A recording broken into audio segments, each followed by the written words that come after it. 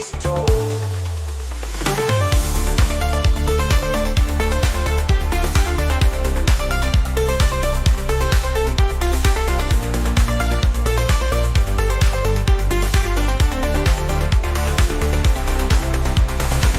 Sidekicks rise and villains scheme, a multiverse of every dream. Past and present arcs collide, where the heroes always thrive.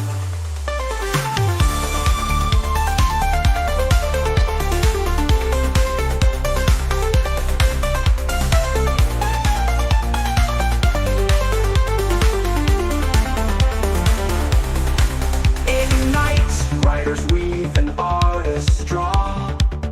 Through the chaos, justice calls. Inkers trace the lines of fate. Editors build the tales escape. Comic book spotlight, shining bright. Creators' dreams take flight each night. From Cape Crusades to cosmic fights, we dive into their tales. Ignite the modern flair. Every story we're aware. Massive Cape secrets unfold. Legends live, their stories told. Ignite, golden age, the modern flair. Every story we're aware. Massive Cape secrets unfold. Legends live, their stories told.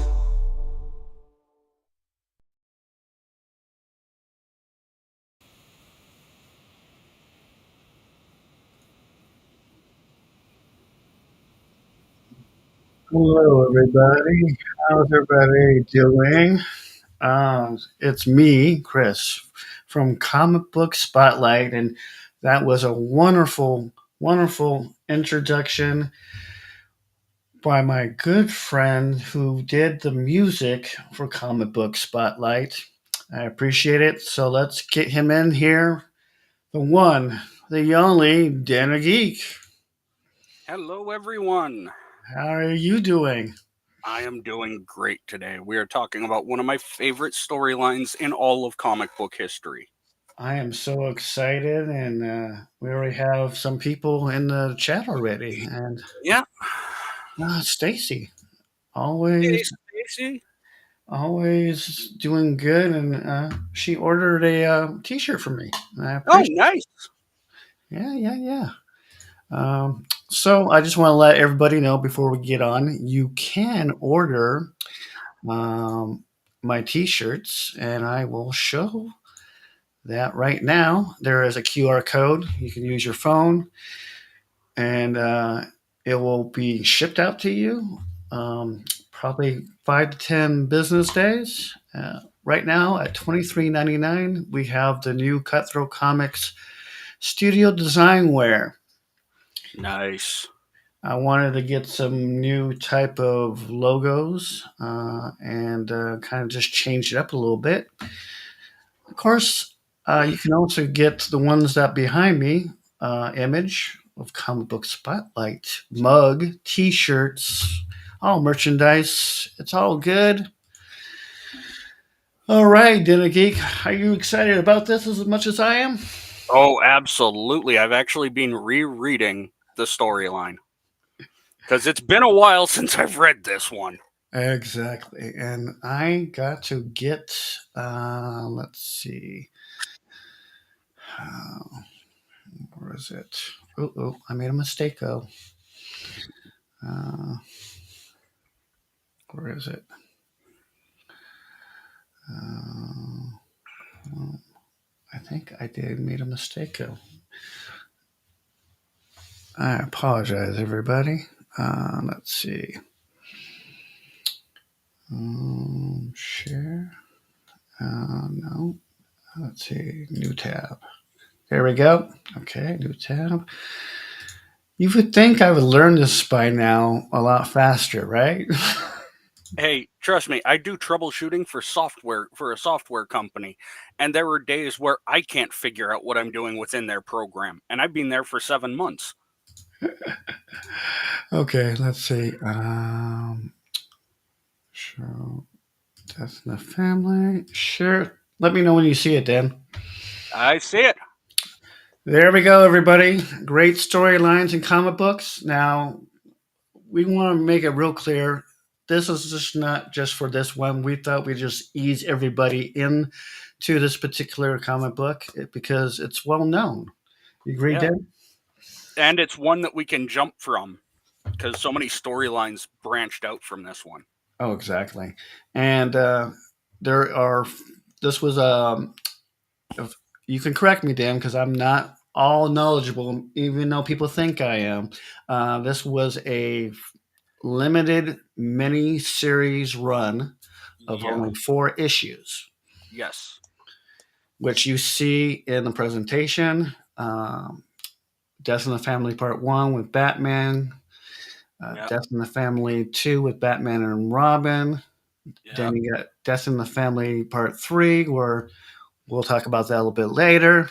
Mm-hmm. And then final Joker looking debonair in Yeah. his Top hat and top hat number 4, which hey is James. welcome, James. Welcome, welcome, welcome. Uh, let's see.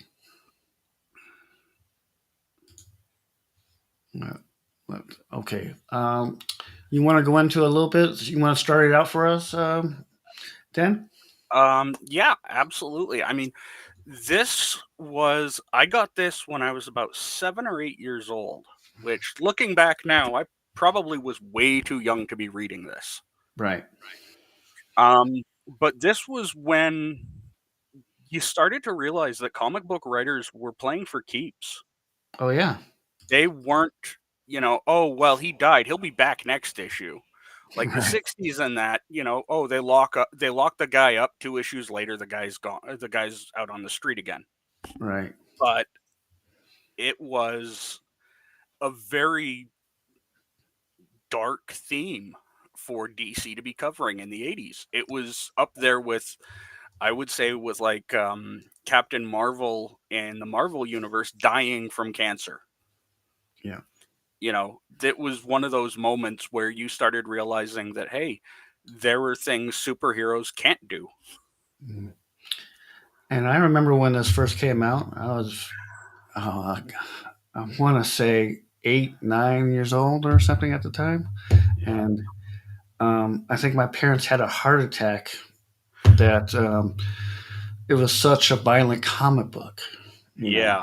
at its time. Which it's really compared to these our days. It's basically tame compared to what we have today in comic books. Yeah. Yeah. And But for the 80s, this was pretty graphic. yeah, yeah. I mean, Um, and it was interesting to read because, everybody complained about Jason Todd in the 80s. yep. Nobody liked him as Robin. No, Today he'd be like the emo kid. exactly. Um, but the writers basically said, okay, here's what we have planned. Hmm. And you were like, is he really going to die? Exactly. And, and not only that, but then they left it up to the readers. Yeah. Yeah. And this was all because of advertising. Yeah. The big wigs in DC was like, "Hey, this is a great idea." And it was, Oh yeah. but, it was a very dark series. And, George Perez, his art in this, like, Mm, to me, George Perez is one of the more iconic artists of the 80s. right. Right. You see one picture and you're like, yeah, that's his style. Yeah. It's like looking at like Ramita Sr. or Kirby. And what I like about the covers, they're not real colorful. They're muted. You Yeah. know, to give that extra, pop. But it's very mellow. It's not in your face. Yeah. And then of course in the fourth one, you've got that very somber looking one with just the ribbon of the medallion. Yes, uh, there just for that little pop. Otherwise, it looks like, oh, he's going to a funeral type thing. exactly. And what I like about the Joker in this one, which we will get more into detail later on, I just feel like this is the Joker that we should have had in a lot of Batman movies. Oh, yes. I Yeah. mean, don't get me, Jack Nicholson did a great job as Joker, but Hmm. I wanted a more. I know we can't get comic accurate um, movies, but Yeah. close to it. Close to it. Yeah. And I mean, I enjoyed Heath Ledger as the Joker. Oh yeah, he He did a was great very, job. he did. I can honestly say that the best compliment I can give him is I forgot who was under the makeup. Right, right, Because he was maniacal. right. I wasn't too fond of the makeup at the time, though. And basically, James Lucas says Jason as Robin sucked. Jason as Red Hood is awesome. Yeah, I think most people would agree with that. I think they weren't ready for a rebel Robin yet because No. they had Dick Grayson, who was perfect in his ways, and he didn't want to ruffle any feathers. Yeah. So we'll go on to the next slide here, Yeah. and basically, like I said, there was a 4 issue of Death in the Family, Batman 426 Yeah. through 428. Yeah. And they were released on August 23rd, 1988, which was 426. Hmm. And Batman 427, the second, was released 2 weeks later on September 6th. Fans voted to determine Jason's fate between September 15th and 16th. And Batman 428, which features Jason's death, was released on October 18th. And that is good knowledge to know. Yeah. It was the first issue was released on my 7th birthday. I know because I remember getting this issue for my birthday. And I don't know if you remember, but when it came to the last issue, mine was in a black bag, Yeah. and it was you could not see through it. And I don't know if you got that. Yeah, And I remember that one. Yeah. yeah, and a lot of people were saying, "Well, I thought that was just with Superman." And I go, "No, other comic book companies started that trend before. I think DC was the first, or am I Yeah. incorrect?" No, as far as I know, DC was the first to do that one. Right. And, it was funny because looking back, you come back with a black bag from a comic book store, our parents probably wondered what exactly we were buying. Exactly. Exactly. Exactly. um, Yeah. but they had some really cool storylines back in the 80s. Absolutely. And I wish we would get back to that in today's comics, but maybe I'm asking too much. But I really love how writers could do the storytelling, and with the artists showing the all the action and everything. I just wish we went back to the, I guess, simpler times in the 80s and 90s in comics. But that's just Yeah, me. I mean, for me, I love something that's like maybe a 4 or a 6 issue run. To me, that is the perfect size of a run to do a really serious storyline. Yeah. Um, Marvel's Civil War 100 issues almost killed me. Oh my God. 100 issues. Yeah, That's and, crazy. and they had a checklist on it, and they're like, "Oh, you've got to get this Ghost Rider," and I'm like, "Okay." I went and I picked up the Ghost Rider issue. It's mentioned in one panel. Right. All right. Hey, Well, Joe fan. welcome to Joe Fan, and thank you for coming in. Yep. Just wanted to say hello. I'm at dinner with the folks. I'll catch the replay, and we appreciate that Yeah. because here at the Replay Squad, you can even go to my online store, and we have a shirt that says replay squad. Hmm. So Because we all know that, sometimes life happens. You can't catch it live. exactly. It Not every happens to me a lot. Yeah, not a lot of people can afford to be live. I mean, I'm subscribed to so many channels that I don't even see them live half of the time. Oh, same. Same. Uh, So, there's only a handful that, I actually see the notifications from. right. Is there anything else that I did not get in the second Uh, slide that you can no, elaborate on? no, I think that covers it. Okay. On Um, our next slide here, how it all starts for the death in the family. And oh, yeah. I gave some images that I did get off Google, and I appreciate Google for having some of these old prints and Yeah. everything. Yeah. And what happens in here is basically Batman and Robin are fighting a gang, and Robin gets out of hand. Jason Hmm. Todd gets out of hand and wants to, basically smoke these guys. Yeah. And in the little caption it says here, a death in the family begins when Batman relieves Jason of his crime-fighting duties, which you see Yeah. in the other little page there. I think he's very upset with Jason Todd. Yeah, and I mean, and that's kind of the whole point, that they're showing just how reckless Jason Todd is. Yeah, He's not thinking about his safety or the safety of Batman or any hostages that could be in that situation. absolutely. Uh, when you saw the first issue and you saw this, Den of Geek, what did you think what was going to happen later on? Did you think Batman was going to stop him from do crime fighting?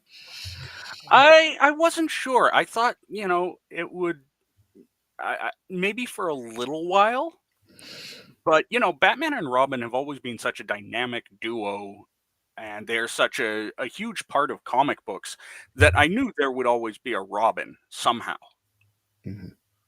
Um, but it shows that, not everybody's suited for the life of crime fighting. Yeah, and I also think that maybe um, Bruce thought Jason Todd was going to be similar to Dick Grayson, Hmm. kind of level-headed. Um, you Yeah. know, hey, I'm the kind of like the sidekick. I feel Dick Grayson always felt like he was just a sidekick, and Yeah. he was nothing more than that. Yeah.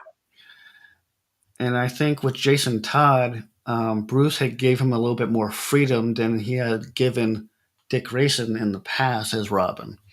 Yeah. I think what he was kind of trying to do was maybe kind of plan for a long-term partner who maybe wouldn't run off and become like Nightwing. Right. Um, because I remember, at the time, Nightwing was such a huge deal. Like, oh my God, he's not going to be with Batman anymore. Exactly. Exactly. And that I believe that was before Teen Titans, or am I incorrect? I think it was before, because he was one of the founders of the Teen Titans. Right. Right. Yeah.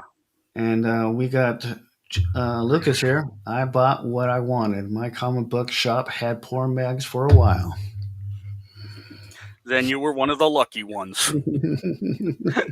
Because most of us did not have that option. My comic book store was my corner store.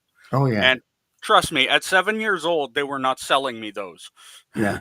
My comic book store was that candy store, that mom and pop, where you got pop Yeah. and candy after school, Yeah. and then That he had was a our yeah, that was our corner store. yeah. And then you could walk in there and they'd hand you, if you went in with a note from one of your parents or one of your relatives, they'd give you a pack of smokes, take them home. Do you remember the fake um, candy cigarettes that Oh blow yes. smoke? Yeah. And they had to change the labeling because it looked too similar to the real Yeah. packaging. Mm-hmm. My mom was like, "What are you doing?" I go, "It's candy. it's not Yeah. real." And it's not real, but yeah. But no, I mean, the 80s were a very, very different time than today. Absolutely. Let's see what James Lucas is saying again. Jason always had a different take on justice. Yeah, I'd say Jason had more of an eye for an eye type justice. Mm. Where if you killed somebody, then you deserve to be killed. Now, I brought this up with Doug Wagner because he wrote a little bit for Batman later on. Yeah. And I asked him this question. Do you feel because Jason Todd was on the streets and he was more a hardened kind of type of kid that had to, look out for himself, do you feel like that made him more psychologically kind of a little bit messed up? I do. I certainly do. When you're living on your own, especially when you're younger, and Mhm. I've had friends that did this. Um, it can mess with your mind pretty good because you don't feel safe. There's no safe place where it's like, hey, I'm home, nothing's gonna hurt me. Yeah, I agree, and I just feel like Jason Todd was hard for people to handle because we're getting into the late '80s. You know, Yeah, people were still kind of mellow at home. Uh, Moms were yeah, still taking care of their kids at home. yeah. So And Gen X hadn't even begun to rebel in any sort of ways yet. exactly. Um, but yeah, I mean that's the thing. I think the writing in this was done so well because the writer understood that this is a kid who doesn't feel safe. And he's thinking, well, sure, we arrest these guys. What's to stop them from coming after me after they get out? Exactly. Exactly.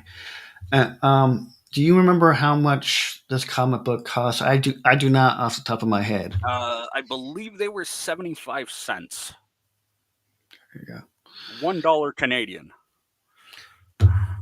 Can't do that today, but No, man, I wish we could do that today. I'd be buying a lot more comics every week. oh, exactly, because I have to choose because it's between what $5 to $15 now.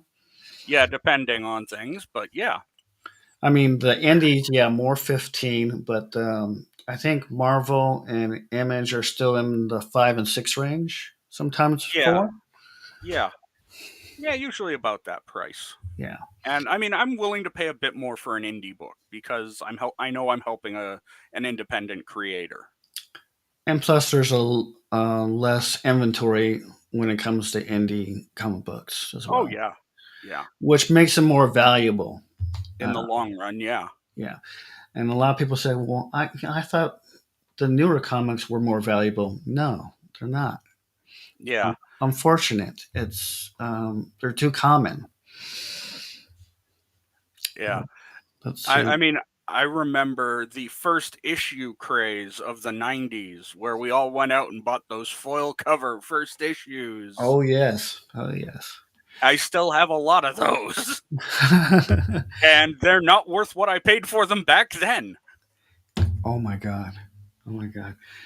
Even if you had them graded, they still wouldn't be No, worth much. but I hold on to them not because I bought them as an investment. I bought them because they looked cool. I agree. Now, what else do you feel before we go to the next slide? Do you feel Bruce was thinking at this moment? Well, you know, with Jason being reckless, leading into this, they had um, where it wasn't canon, then it became canon, where Barbara Gordon got crippled, Oh yeah. where the Joker crippled her. Right. And, like the writing back then, it was brutal. Yeah. Yeah. I agree. Let's see what James Lucas says. We're getting a lot of comments by him. I appreciate it. Yeah.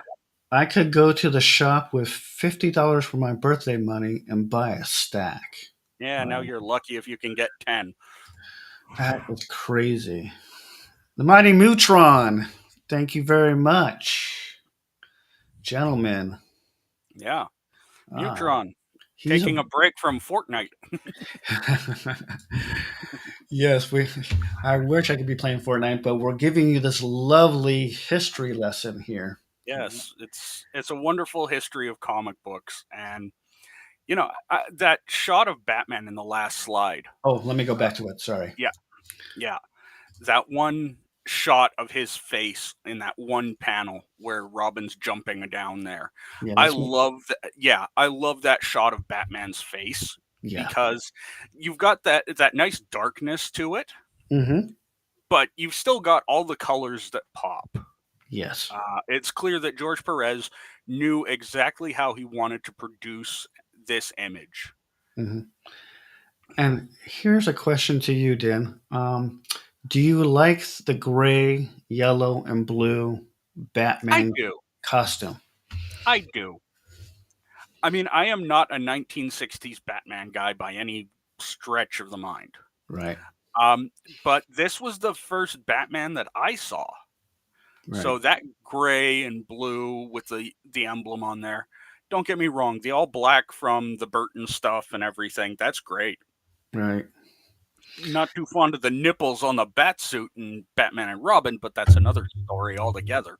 Yeah, I saw a documentary on that, and they said there was something with the director that just fascinated him with nipples. Well, then he's fascinated by about 8 billion people. Exactly. So let's go on to the next slide. Yeah. What happens next after Batman relieves Robin of his duties? Well, that's where it gets interesting, Yeah. where we find out like he goes back to where he was staying basically and finds out that his mother's not really his mother. Right. And I'm going to speak on this one from a personal experience here cuz I was 18 when I found out that I was adopted. Oh, wow. Trust me, that can mess with a guy's mind. Exactly. And Jason Todd wasn't exactly on the most stable footing to begin with. Hmm. And I just want to point out, besides that, Jason travels to the Middle East to find Yeah, supposedly, well, Google says biological mother. We know that's not true. yeah, So Google was incorrect on that one, but I still put it in the notes there. yeah, yeah, But I remember in this particular issue, Batman going off trying to find Joker yeah, and um, saying so long to Jason Todd, and he looks miserable. You know, yeah, yeah. And it takes Jason Todd to the same area. It takes him to Lebanon, Beirut specifically, right? um, to find his mother, while Joker goes to Iran. Right. It sounds like a really bad B movie. Joker goes to Iran. Exactly. Exactly. And I think was it Batman versus Superman did something similar to that. Yeah, yeah, So it's kind of funny how comics and movies have kind of switched back and forth and kind of taken yeah. things from the comics and brought them onto the movies. Oh, So absolutely, absolutely. I think. Um, Go ahead. Sorry. well, I mean, the thing is, it's always been a medium imitates medium type thing. I think that a lot of the writers look at the comic books Hmm. and are like, this was a really good storyline. Right. Let's take a few pieces out of this one. Right. Also, I want to say, I believe this was controversial when I was researching this particular issue uh, that about the Middle East and doing, Oh yeah, yeah, you know, people did, I think the people in the Middle East didn't like being represented that way, and no, but you also have to remember that the West at that time, our exposure to the Middle East was very limited. Right. And it led to one of the wildest storylines in comic books, where Joker becomes an ambassador to the Islamic Republic of Iran Right. and goes to the United Nations. Yeah. Like, I don't know many people that would write that today. No. No, you have to be very careful in comics. I even when I'm writing for myself, Yeah. I have to double check with people and say, does this sound right? Because if I put it in a comic book, are people going to be upset? They can Hmm. be they can be mad about it, the way I'm portraying a certain character or trait. Yeah. So, And that and that's I think that's the thing, especially with writers and artists, mhm. especially. You have to really walk that razor's edge. Oh yeah, I mean, you want a character to feel genuine, but you don't want them to feel stereotypical. yeah. So we're going into the next part of this image on the screen, and I believe my feeling is I think Jason Todd is kind of bewildered, Yeah. shocked a little bit. Yeah. I don't know if his adopted mom is more shocked in this particular image than he is, but I Yeah. think Like, go ahead. basically he finds out that there's three possible choices. Right. Um One is works for the Israeli Secret Service, basically, Hmm. and she's never had kids. Then he finds another one, whose name is Shiva something, and she's training terrorists. Yeah. So out of the three, this one seems the most normal, and that goes wrong quickly. Hmm. Now I have a question. In my research, I don't remember who the black guy was behind Joker. Do you remember his name? I forget his name, but he's basically just hired muscle. Okay. He's very forgettable. Just another one of his henchmen. Right. Right. Um, But and we find out that Jason's mother is running a medical supply camp at the time, and that draws Joker into there because he needs money, right. and medical supplies are always worth money. Correct. Correct. But I think she didn't know, and this is a good point to bring up. I don't think she knew that her adopted son was Robin. No, no, absolutely not. Not until like it shows in one of those panels, he reveals it to her, which shows a lot of trust. Exactly. I mean, you know, there were people that Batman's being very, very close with. Like even Jim Gordon didn't know he was Bruce Wayne. Exactly. And I think he took a big chance by revealing that he was actually Robin. Oh, absolutely, yeah, And I think if Joker would have knew that what comics yeah. back, I think he would have took out Jason Todd a long time ago. Oh, absolutely. Um, one thing about Joker in the comics that I do like Hmm. is he is absolutely portrayed as a maniac. Yeah. He is absolutely, without a doubt, he is not there to take prisoners unless it gets him a shot at Batman. Right. Um, and this is kind of an interesting scenario where we see this because, you know, suddenly he has Robin without the bat around. Right. So, he's thinking about, okay, what's going to send Batman over the edge? Hmm. Which leads to this. Right. My thing is, I want in this issue, even after she finds out that her adopted son is Robin, she still leads him to the slaughter. Oh, absolutely. Because it turns out she's been embezzling medical supplies. You know, Exactly. Exactly. be careful what you wish for when you talk about finding parents, folks. Yeah. Those was it bones in the closet? Yeah, the skeletons in the closet. Yeah. Right. And, it's, I mean, the death of Jason Todd, of course, is all done off panel. Right. But you can see the way Joker's doing it. It is brutal.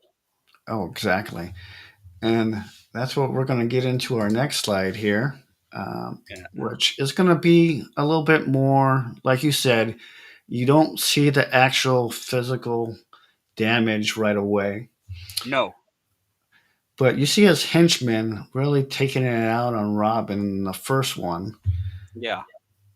And then, Joker, he's loving it as much as anybody, you know. Oh yeah, and he knows. Look, the kid might survive kicks and punches, but a crowbar, well, that's another matter. Yeah. And I love that even in a little bulletin, you must be punished. Yeah. I feel like the Joker didn't like Robin at all. No. And if he could take out Robin, I think the Joker knew, because he is a lunatic, that it's going to get a reaction out of Batman. Oh yeah, and it certainly did. Yeah. But And I almost feel like the writer in it was almost channeling that. I won't say hatred, but certainly dislike of Jason Todd from the fans. yes, In yes, that, wanting to show just how much people didn't like Jason Todd. right. Yeah. In the middle one, you see more of the action from Joker, Yeah. and you might see a little bit of blood coming out of his mouth, but that's from being kicked and hit first. It's not from the Yeah. crowbar yet. No. No. And also remember that back in the 80s, we had a pretty strict comic code Correct. on what could and couldn't be shown in comic books because of the horror comics from the 60s, the 70s, and early 80s. Um, so they were really pushing the limits with this Hmm. because you got to remember, DC never really showed blood. Neither did Marvel. At least not to the extent they do in this one. So it's an interesting kind of break from that comics code where they basically said we're going to push the limits, and they Exactly. did. Um, because, like I said, this is one of the most brutal storylines I have ever seen.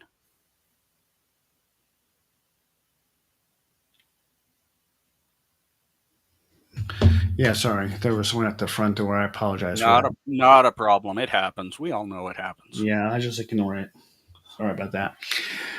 Um, as I was saying in the middle, it kind of made me upset that the mother is just smoking a cigarette during this whole time. Yeah. Well, that's when you know that not everything is as it appears.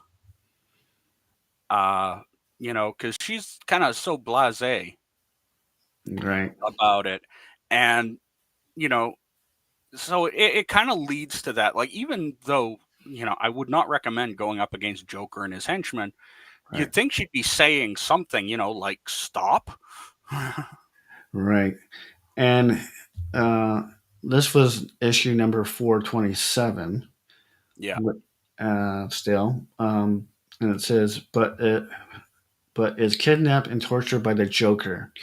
Um, do you remember in the comic? Because I have a kind of like a memory block on some of it. Um, how long it took before Batman knew that Robin was in the Middle East? It didn't take as long as we thought. By this point, he knew that Robin was in the Middle East, but he was still focused on Joker, Right. and he didn't know that they'd crossed paths yet. Gotcha. Um, so it's again, I think it's really smart writing because you've got him basically having to choose between going after Joker or going after Jason. Right. And it's not an easy choice for him to make, I'm sure. Exactly. Exactly. And in the third one, you can really see Joker is having fun in his way with Jason Todd, dishing out his brand of justice. Oh yeah. Yeah, and I mean that last panel though, Hmm. with, like that shows you like for a kid to be reading that, that's pretty dark. Yeah. Yeah. Um so we saw a lot of very dark themes in the 80s because I think the executives in these comic companies were starting to realize that the guys that and girls that had grown up in the 60s and 70s, they were starting to hit, you know, that mature age. Correct. But at the same time, they also forgot that there were new readers coming in, and this would scar them for life. Exactly. Exactly. And you can see the iconic Robin eye little mask totally Yeah, off. He's battered. He's bleeding. Uh, yeah, he's just asking for like forgiveness at this point, mercy. yeah. But yeah, when I saw this when I was a kid, I was like, wow, I never thought at my time in the 80s, excuse me, that you would see something like this. And No, like I said, um, we had that comic code, and most of us we weren't aware of what the comic code meant back right, then. right, But now, all of it's come to light exactly, as to what they were allowed to show, what they weren't, and this pushed that limit very, very hard. right, exactly, exactly. And I feel like they were pushing the edge, but they weren't going over. So the comic people Yeah, that are approving everything are saying, "Oh no, no, you can't do that." yeah, and that's when they're like, "Well, look, we're not showing any real violence on the panel. We're showing the outcome, but not the violence." Exactly. Uh, so like they show a little bit of it, but not the really brutal parts. Yeah, I remember uh, the very first horror comic that I saw. My mom was looking through it and she goes, "Oh my god, you reading this?" I'm like, "Yeah." She thought it was crazy. She's like, Yeah, yeah. so, so this is tame, people. This is tame by Today's standards. today's standards. Yes. Yeah, Um, do you but have any? back then, this was like going to a PG-13 movie, and there was full nudity and violence in it. Exactly. And probably at this time in my day and age, my dad had already taken me to go see The Jerk, and that was rated R. Yeah. Well, by the time I'd seen this, I had seen Conan the Barbarian and Predator. So Ah, uh, back then, movies were pretty tame in terms of the rating system.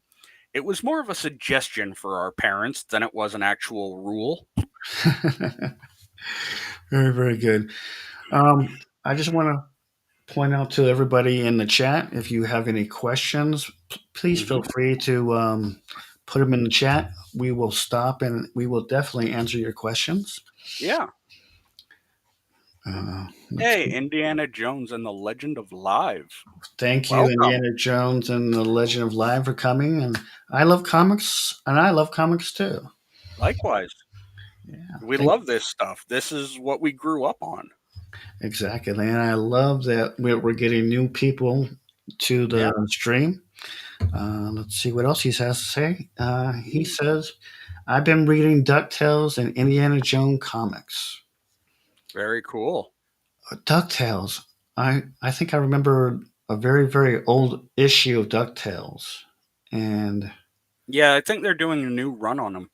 oh, nice, nice, nice. Yeah, and same with Indiana Jones. I think they've been doing a new run on that too. Not So a sure. different is it a different take, a different spin? Uh, Different spin on it. It's closer to the more recent stuff, and Indiana Jones, of course, they can do anything with Indy. Yeah. And I appreciate Andy Jones and the Legend of Life. The stream is awesome. I appreciate it. I work very very hard along with Den of Geek. Yeah. Um, a lot of hours researching. So I Oh appreciate yes. it. Uh, James, hey Andy, is there anything else that we haven't already mentioned in this particular part of the comic? Hmm.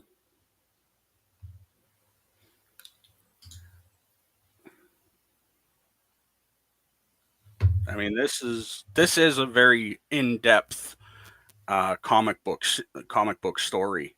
Mhm. So we know that we can't cover every single issue. No, no. And so we're going to go on to the next slide. Yeah. And Jason Todd saves the day. Yeah. This is after Jason Todd has been beat up, almost left for dead. Yeah. Uh, and he, even though his mom has been diabolical, his adopted mom has done everything to him, he still saves her life, or tries, I should say. Hmm. And Yeah. go ahead, Well, Dan. I was going to say later on, Batman does ask her about Jason, and basically she says that he took the brunt of the blast for her. Correct. And I mean, that just shows that, Jason Todd, at the end of the day, he was a hero Yeah. in his own way. Yeah. And I think the writer, even though he gets a lot of grief for killing off Jason Todd, he Mhm. gets some points for me because he shows that Jason Todd has, a good heart. Yeah. Yeah. And I mean, let's face it, the writer was doing just, um, okay. Yeah. Lucas, good question. He was actually wearing makeup with his when he had that normal complexion. His face was white um, at this time, and yeah, It's a very good question. It's a very good yeah, question. it is, and it was white back then, and then he just applied normal makeup over top of it, if I remember correctly. Yeah. Um, and and I'm getting back to the writer for a second. I'm not gonna to fault him for killing Jason Todd Right. because they opened it up to the fans, Yeah. and he did what the executives told him to do. Exactly. And plus, I think this new writer didn't want to be taken for what the previous writer had already done. Yeah, And I think I know the writer, and he gets a lot of flack for this, but he wasn't a big fan of Jason Todd. He I can understand that. Yeah, and I believe he said that he felt that Bruce Wayne could be a better crime fighter than having a sidekick. I would also agree with that. So, um, Um, and that's kind of the thing. Um, Once Dick Grayson kind of moved away from the Robin role, the executives were like, but he's always had a sidekick to some extent. mhm, yeah, So we've got to find someone. exactly. And I just feel like the writers, it was almost like the early Damian Wayne stuff, where the writers really didn't care for the character, so they kind of made him a bit more obnoxious, rebellious, Hmm. Yeah, and and I'm not going to fault them for that because Lord knows, in a teenager, you're certainly going to get obnoxious and rebellious. Yeah. Um, so yeah, And also credit to the writer. The fans back then, even though um, they wanted him dead, um, I did some research. There was an actual guy that when they put up the 900 numbers yeah. for either he lives or dies, that some guy hooked up his computer to dial this Oh yes. number repeatedly. We back then we called it war dialing, Right. where you would, and I have experience with this. Okay. You can actually set it up so that it would call every few, like, multiple times a second. Um, I don't want to think what that guy's phone bill could have been like. I know. Back then? Yeah, but overall, I do like the idea that they actually brought it to the fans and said, "Look, this is up to you guys now." Exactly. Exactly. Um, you can see the timer in the next one is slowly Yeah, going down, and Robin is trying his fast to get his adopted mother out of harm's way. yeah, And I think his adopted mother at this point knew she made a mistake. yeah. And I think she felt bad, but I don't know if she got a lot of flack back when this issue came out. Do you remember? I don't. Like I said, I was quite young, so I didn't pay too much attention to the industry back then.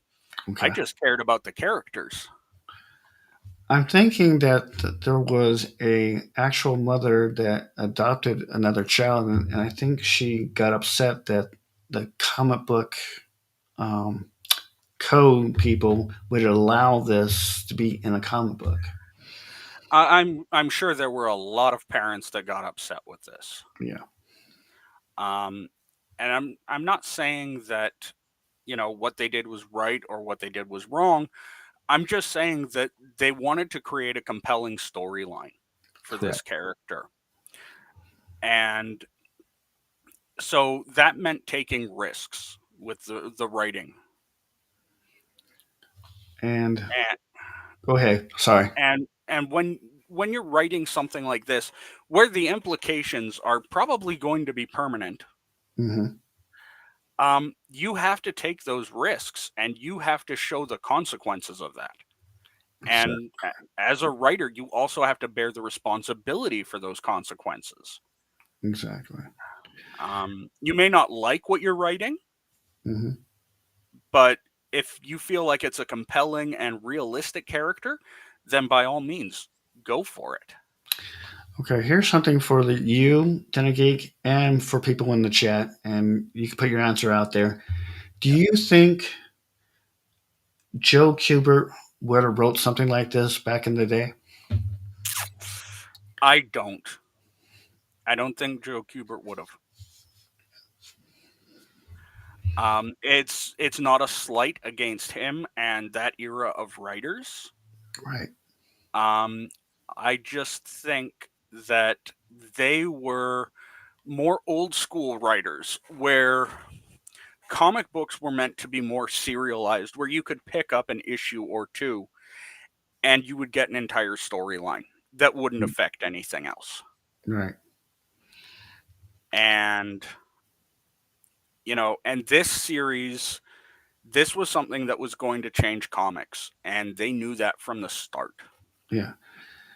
Do you think this was like the first shock comic of its time? I don't think it was the first, but I think it was the most publicized. Okay. Okay. Yeah, yeah, and James is right. The vote was very close. Um, it was a lot closer than what the people at DC thought it would be. Exactly. Exactly. And honestly, I've read interviews with some of the executives from back then where they said, we know the fans didn't like him, but we didn't think they'd have him killed. Exactly. And that's what I got off Google as well. Yeah. Uh, Oh, look, another bot.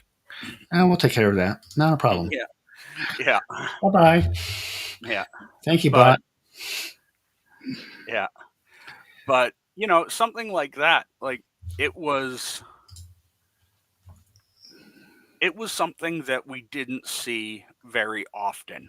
Mhm. And for comic book fans, that was wild because you're giving the fans that much control over a book that they're heavily invested into. Yeah. Yeah. And I agree with you. And also, you would think, like a company, DC, they're on top of the world at this point. Mm-hmm. You would think that, hey, why are we giving people this much power? It could actually hurt our sales. Yeah. But it didn't, which is incredible. Yeah. I think because a lot of people were ready for something like this. For comics to actually have lasting repercussions throughout a storyline. Mhm. And I think that what we saw was an evolution of comics where they started listening to the fans a lot more, where Mhm. it wasn't just, oh, in the back of the magazine, there's always the fan letters. Well, Right, now they were listening to the critics. right. And I feel like they were catering to the teenagers and the early adult years. Absolutely. And I think they wanted to see how much teenagers and beginning adults were actually buying this comic book. Yeah. And I know that this, and also, they also wanted to see how many readers they could bring back with something like this. True, true. And they did an amazing job with it. They could have written something very kind of hackneyed and just the typical thing, but they decided to really go all out and just kind of say, okay, if we're going to kill him, Hmm. it's going to be a good storyline. It's going to be well written. And at the end of the day, you're going to kind of like Jason Todd. Yeah. Now, in my research, I don't know if this was true or not. I believe the colorist wanted to surprise the editor by not showing um, his proofs too early. Yeah, I And remember hearing something about that. yeah, and I think the editor took a chance on that by allowing that particular colorist. And can you look that up at Den Of Geek, who the colorist Yeah. was?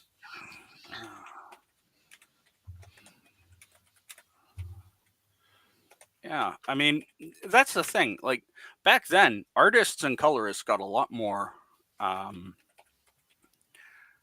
uh, a lot more kind of leeway. Right. Um, yeah, the colorist was Adrian Roy, Okay. um, and we had um, the inker Mike DiCarlo. I remember some of his stuff from uh, the God, what was it? From the Marvel stuff. Right.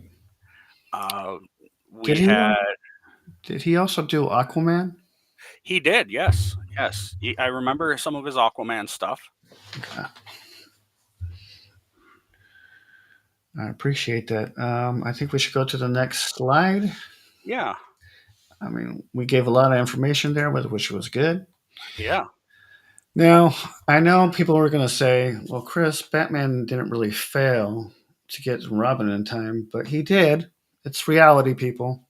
yeah. He's a human being. Hmm. Uh, Basically, Robin's dead. Jason Todd dies in the end.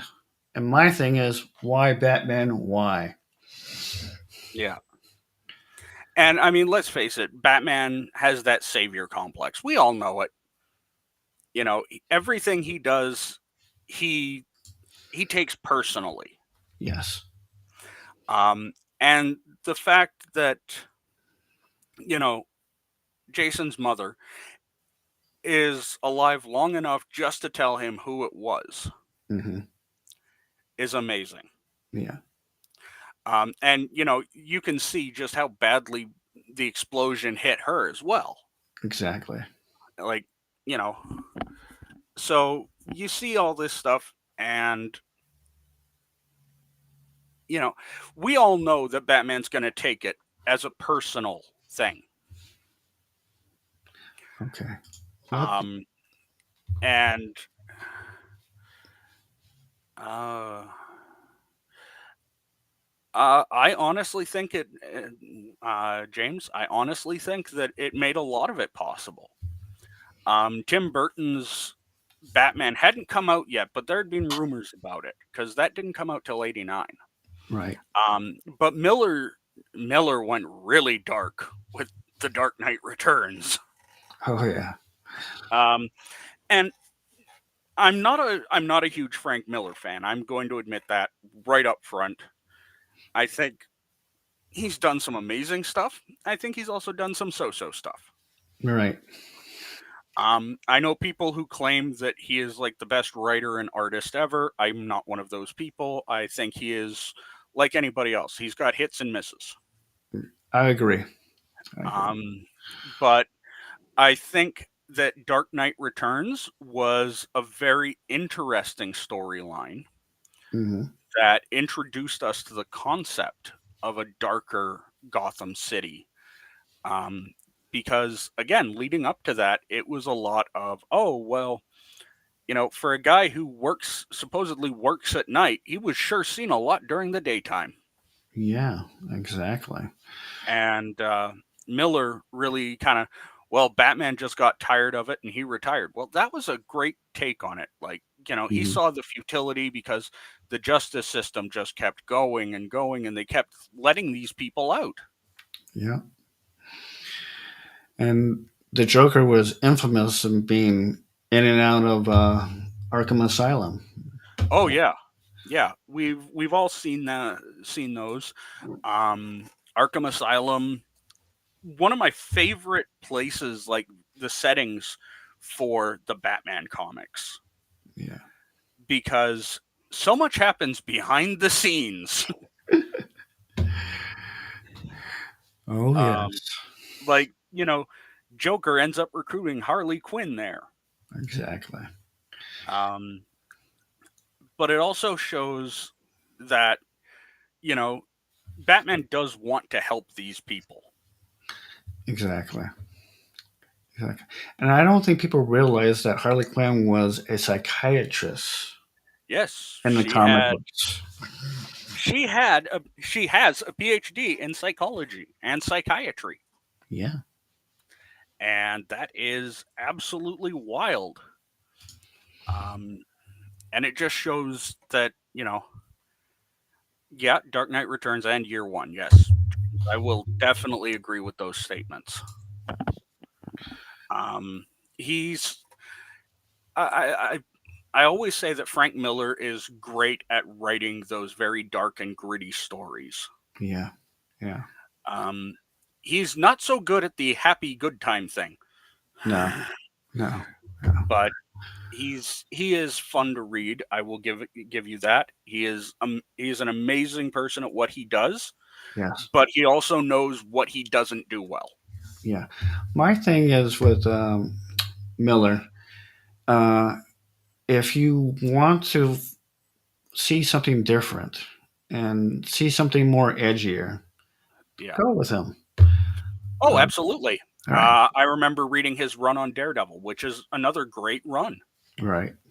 All right. I do remember one thing. I had an issue of Daredevil from Mhm. Miller's run, and somebody wrote in asking why he drew blood as black. Right. And the editor at that point said, "Isn't everybody's blood black?" And that just made me laugh. Right. Um, because it was a way of making like Daredevil's costume stand out Right. against that black, or for you could see where he was bleeding because you've got Daredevil, a guy dressed in red, Hmm. bleeding. You're gonna need to be able to see it somehow. And one of our good friends, Jay Bartlett, is a big, huge Daredevil fan. Absolutely. I'm also a fan of Daredevil, the Man Without Fear. I think he is an amazing character. Hmm. Um, and he's had some great storylines. I think with Daredevil, because there was a Catholic, Irish Mhm. Yeah. background, I think some people strayed away from that particular comic book. Yeah. I know a few people that I grew up with who were Catholic. Hmm. Their parents wouldn't let them read Daredevil because of that. Oh, And because they were afraid that I think that they thought that they were using Catholicism in a bad way. But mhm. in the Daredevil lines, I think that he uses it as a way of trying to cope with what he's actually doing. Right. But that's a discussion for a whole nother time. Exactly. I just, Um, it's kind but of good because Bruce Wayne and him kind of have similar kind of yes, yeah, demons. they do. Um, and I think they present in similar ways, but different ways, in very important manners as well. Right. Um, but I remember getting back to Death in the Family. I Yes. remember reading this, and for a kid to read this, this was serious. Oh yeah. Um, and you started to realize that one, you can't save everybody, No. and two, you know, if you're going to leave it up to the fans, Hmm. it might not turn out the way you think. Yeah. Yeah. Exactly. So My one thing when I see this this page and the previous page with yeah, the smoke coming up, yeah. my question is, I know it's a bomb and it goes off and everything's exploding, but I didn't think it kind of gave. I didn't know bombs like that gave off that kind of smoke. You know, Well, it really aftermath. depends. It depends on a few things. Like I spent a couple years in the reserve, so Okay. I've seen explosives.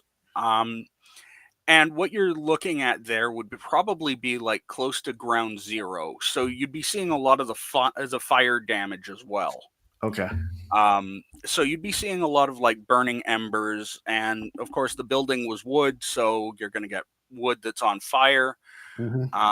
But what you'd primarily see, I think, would be more of a dust cloud. Okay. Like you would see a lot more dust and debris in the air, much like what happened on a certain September day. Okay. Um, but I mean, overall, it's pretty accurate. Okay. And your professional opinion, since because you're good with the explosives and everything, does it get very hot depending on how much stick of dynamite or whatever explosive they're Oh, using? absolutely. You're looking at different chemicals will ignite to different temperatures. They will have different flash points.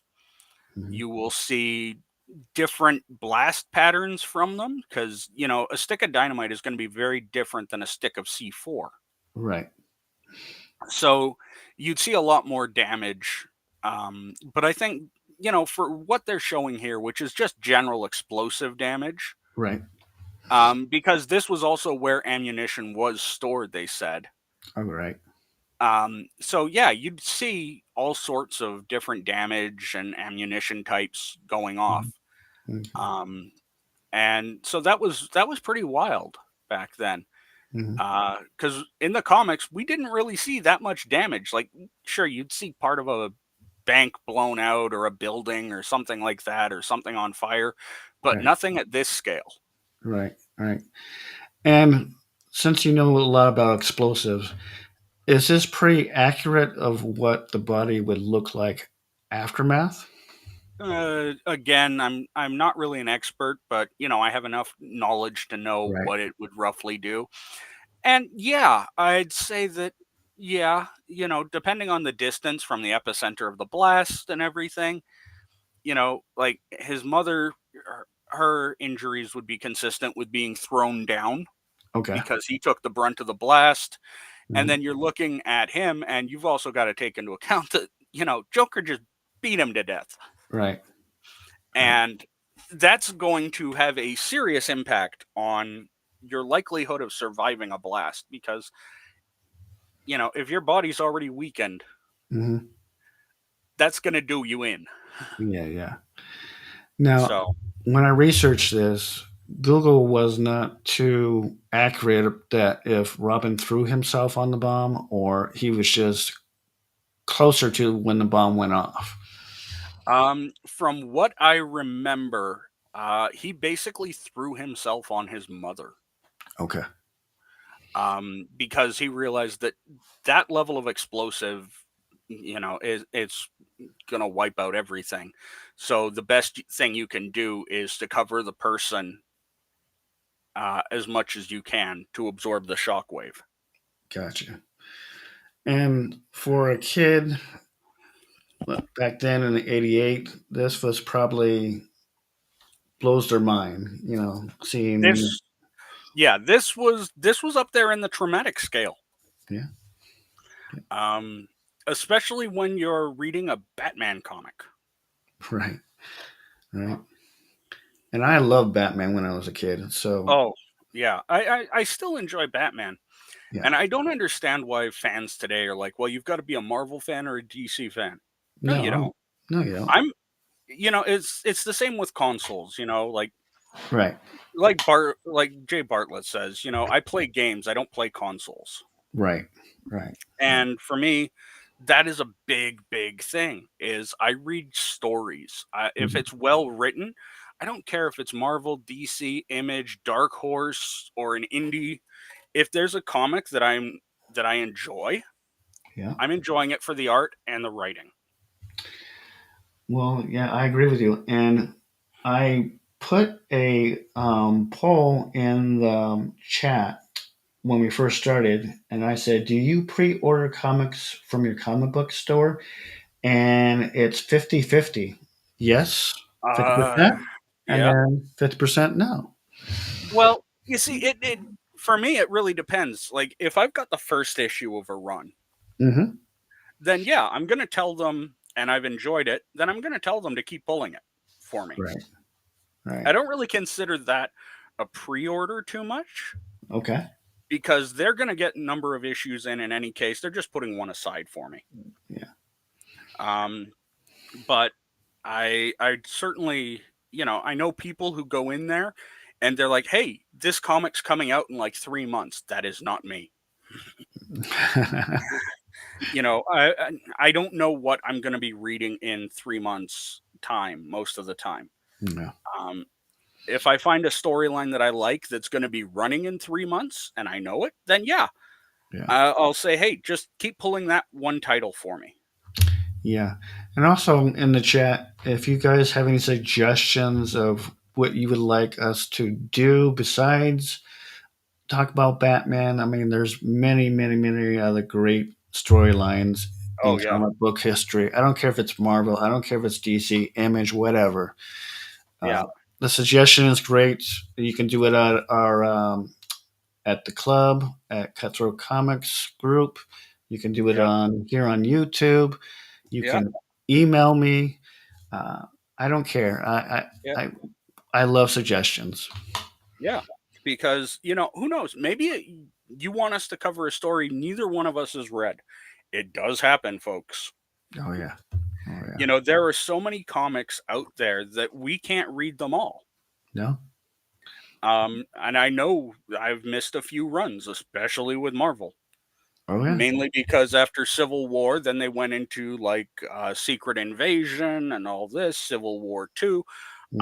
I got so burnt out on Marvel. And it wasn't because of the writing or anything like that. It was because of the collecting. Oh yeah.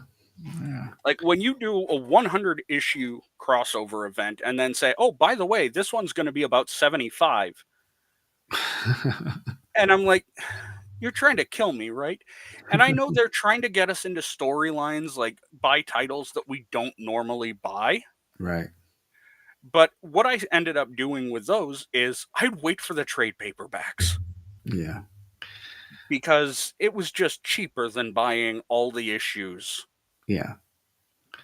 But I always got, and it's good to have that when you have it the all in one, all the Yeah, comics in one. But I always got when I was a kid, oh, you're not a real comic book fan. You know, I have always hated that. you know, Like I picked up one or two comics every month without fail as a kid. yeah, I had my Spider Man, that was my go to, right, and I had my G.I. Joe. right, Those two, it didn't matter what was going on, those two comics always made it home with me. And again, in my class, we had that as well. And comic books were a big thing in my class. I don't know why. hmm, My class was a pretty gifted class in terms of reading. Um, we would actually bring issues to school and we would trade them. nice, nice, And we had one kid in my class, name of Matthew, nice hmm. guy, and his parents, like his dad was an architect, so he was loaded. But he would bring them in a briefcase, an attaché case, Hmm. in plastic, like the the sleeves where you could actually put a comic book in a binder, Mm, and he would like flip through them and say, "Well, which one do you think you want to trade for?" right, And for him, it felt more like it was an investment than a reading thing.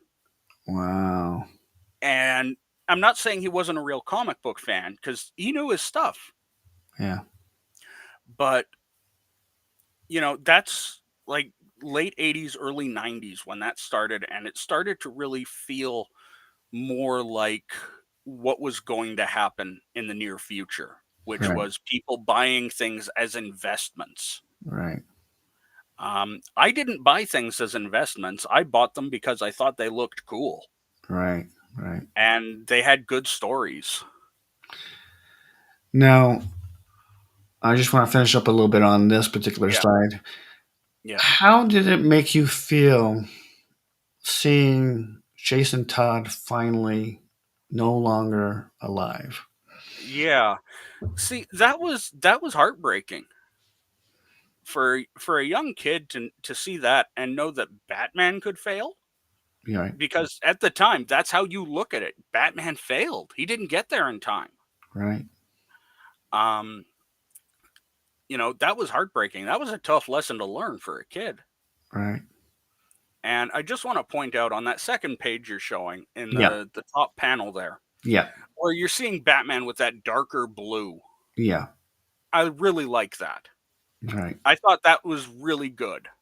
right, Um, it's not that I didn't like the regular blue, right. but that darker blue just seemed more like something you'd wear if you were skulking around in the shadows at night. Yeah, yeah. But no, like seeing Jason Todd, um, and knowing that this is what the fans voted for. Right, When you're a kid, you start wondering, you know, what the fans were like. right. Um, because I know my friend's older brother voted a couple times for it. Yeah. I didn't get a chance to vote. I wanted to save Jason Todd. Yeah, same. Like I said, back then I didn't really have an opinion one way or the other. He was a different Robin. I wasn't a huge fan of him, but I certainly didn't want him removed from the timeline. Yeah, yeah.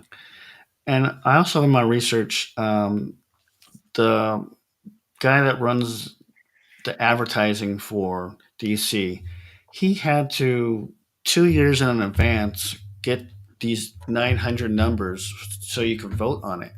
Yeah. Yeah, getting 900 numbers back in the day was not an easy task.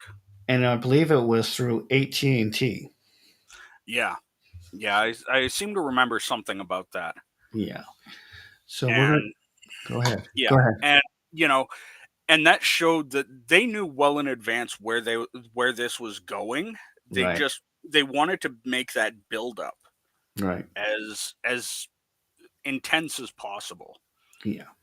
And they knew that this 4-issue series was going to be something that was popular. Yeah. This was going to be epic because this was going to take Batman to the next level. Yeah. And we actually see that after this series where Batman's talking about killing the Joker. Right. Right.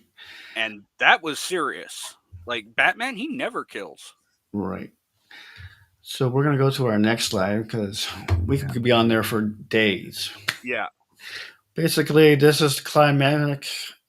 parts in our story. You see Batman carrying the limp body of Jason Todd. Yeah. And I put it in red. I thought I'd just put it in Yeah. bold. Death in the family. Yeah. Batman is late in the end. Yeah. Batman. Bruce Wayne is torn again by death. And what I mean by that, remember, he lost both of his parents when he was Yeah. young. Yeah.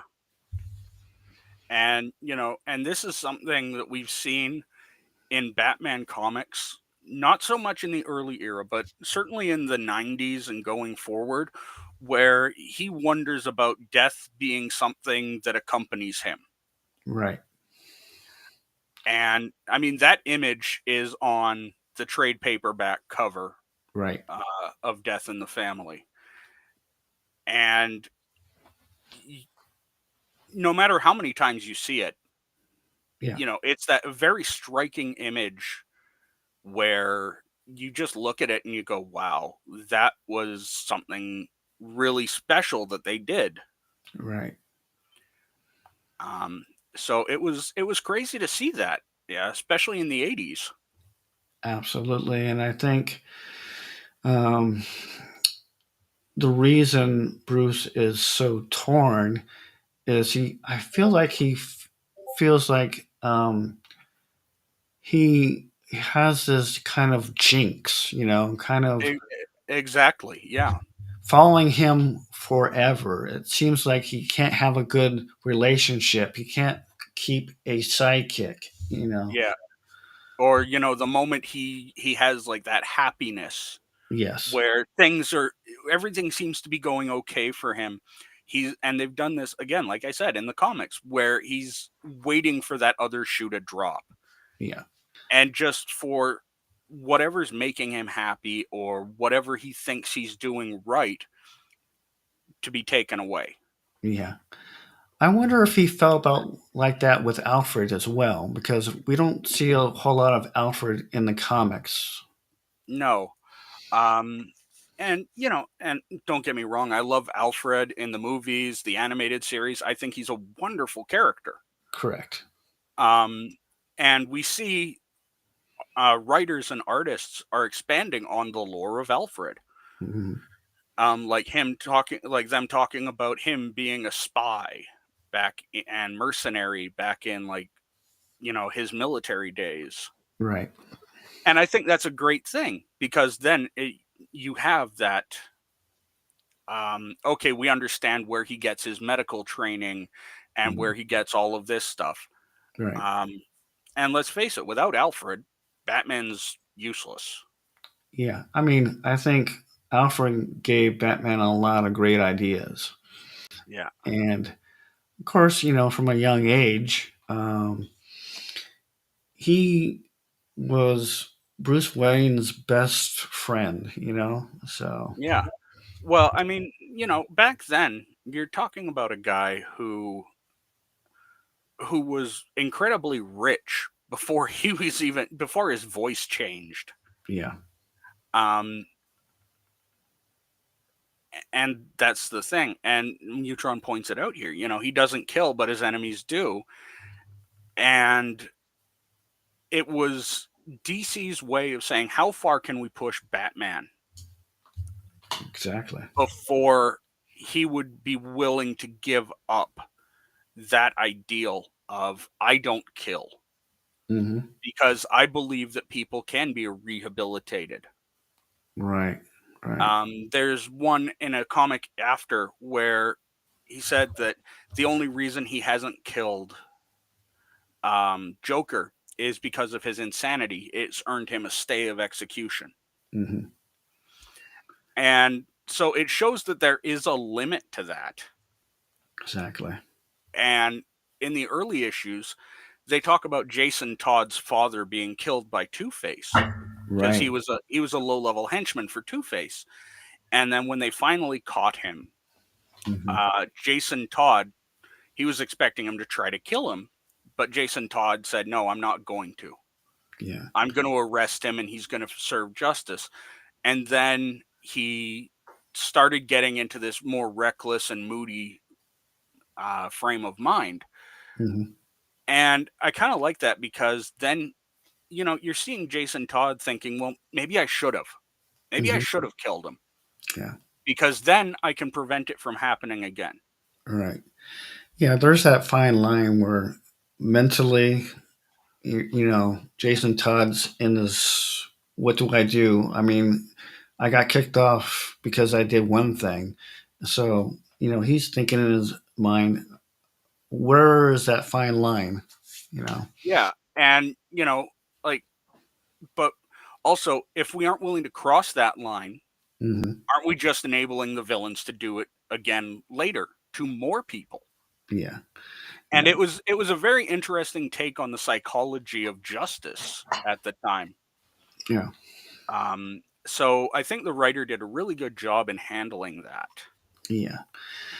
Also, I want to point out a lot from people I've spoken with over the years. They always say that Joker gets the limelight more than any other villain in Batman, and I kind of disagree. Hmm. Uh, I think Penguin has had a lot of fights with Batman. Hmm. Uh, Victor Freeze in the comics. Yeah. Um, Certainly Two Face has had his share. Yes. Riddler as well. Poison Ivy. Poison Ivy. And let's not forget Catwoman. Oh yeah, Catwoman. Yes. I mean, the thing is, um, there's a lot of members of the Rogues Gallery for Batman. Hmm. And figuring out which ones do you want to do Right. is always tough because they're also looking at not just who's a compelling villain, but also who's going to sell those issues. Right. And, you know, and Joker, let's face it, the crazy guy sells. Yeah. And Right. and I'm not saying that he doesn't get the limelight. Hmm. It's just I think his storylines are a bit more memorable in a lot of cases Hmm. because it's that classicness of, you know, him versus Batman. Right. It's like order versus chaos. Yeah. Yeah. What do you what did you take away from seeing his image when you were younger? With me, it was a tough image to see. Hmm. Because I lost my mom when I was 4. Hmm. So I had dealt with death before. Pretty much during well, most of the 80s, we lost at least one family member a year. Wow. So it was a way where I could also see it with Batman that, it's natural to some Hmm. extent and Hmm. that death does affect everybody. Correct. And I really enjoyed that they didn't pull the punches. Right. That, in 5 issues or 10 issues, Jason Todd didn't pop up and say, "Oh, that was a double," or something like that. I'm Yeah. glad they didn't do that. Yeah. And when he came back as the Red Hood, that was a good storyline. Yeah. That is also a great thing. Now I want to go to the next slide, Yeah. but very good stuff.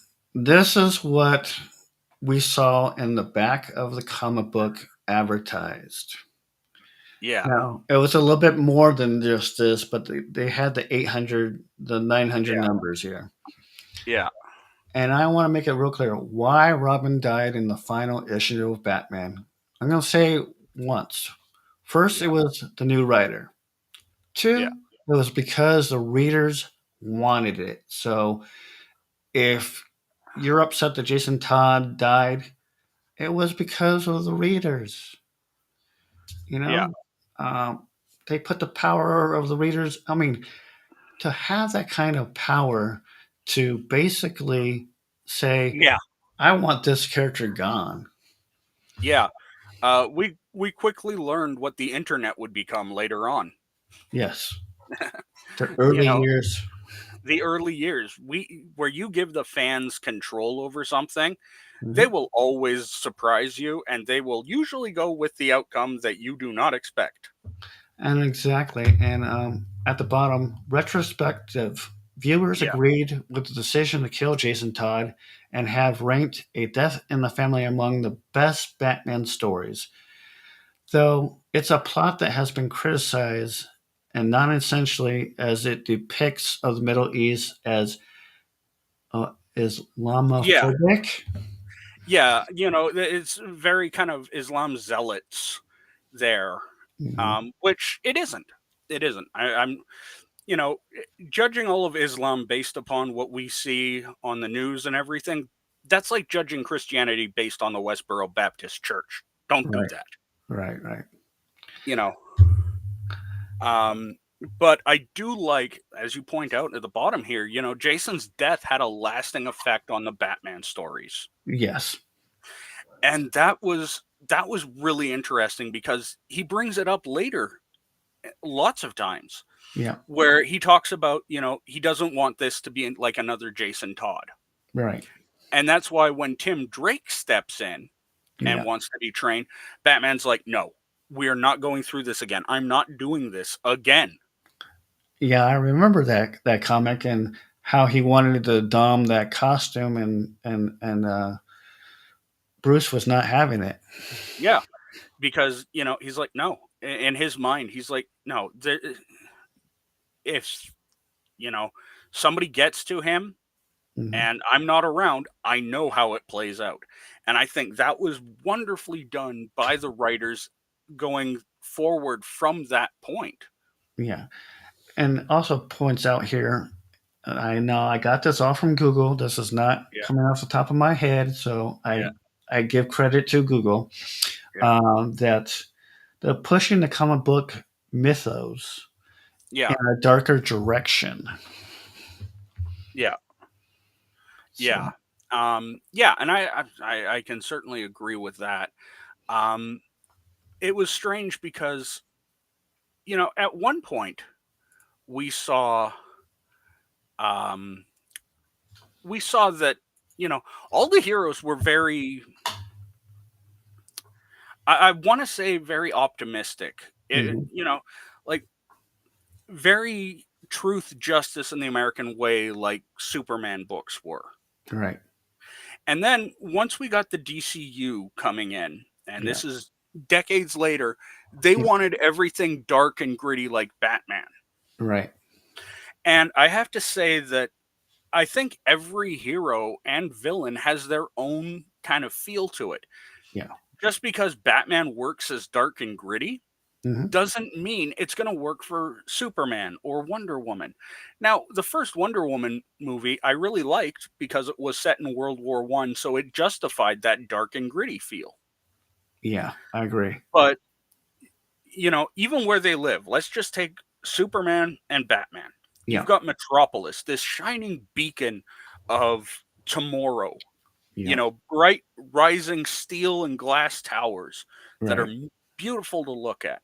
Yeah. And then you've got Gotham City, which is older and feels more run down, Yeah. and people are struggling to survive there, but they're optimistic.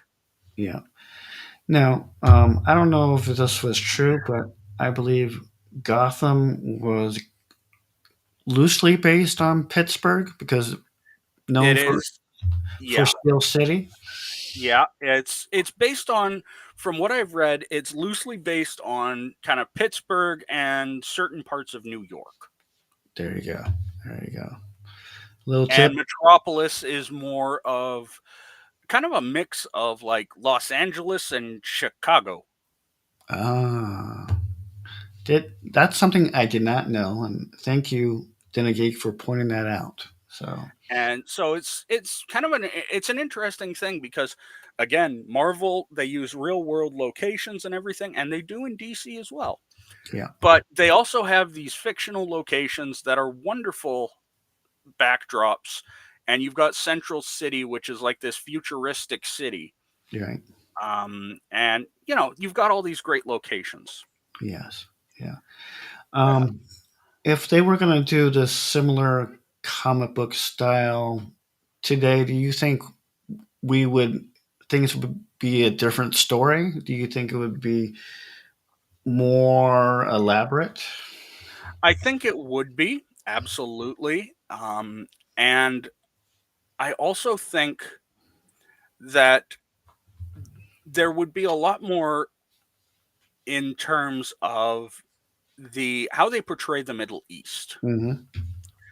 Um, you know, and that's the thing. Like Mutron points out here, Death in the Family, The Man Who Laughs, and The Killing Joke.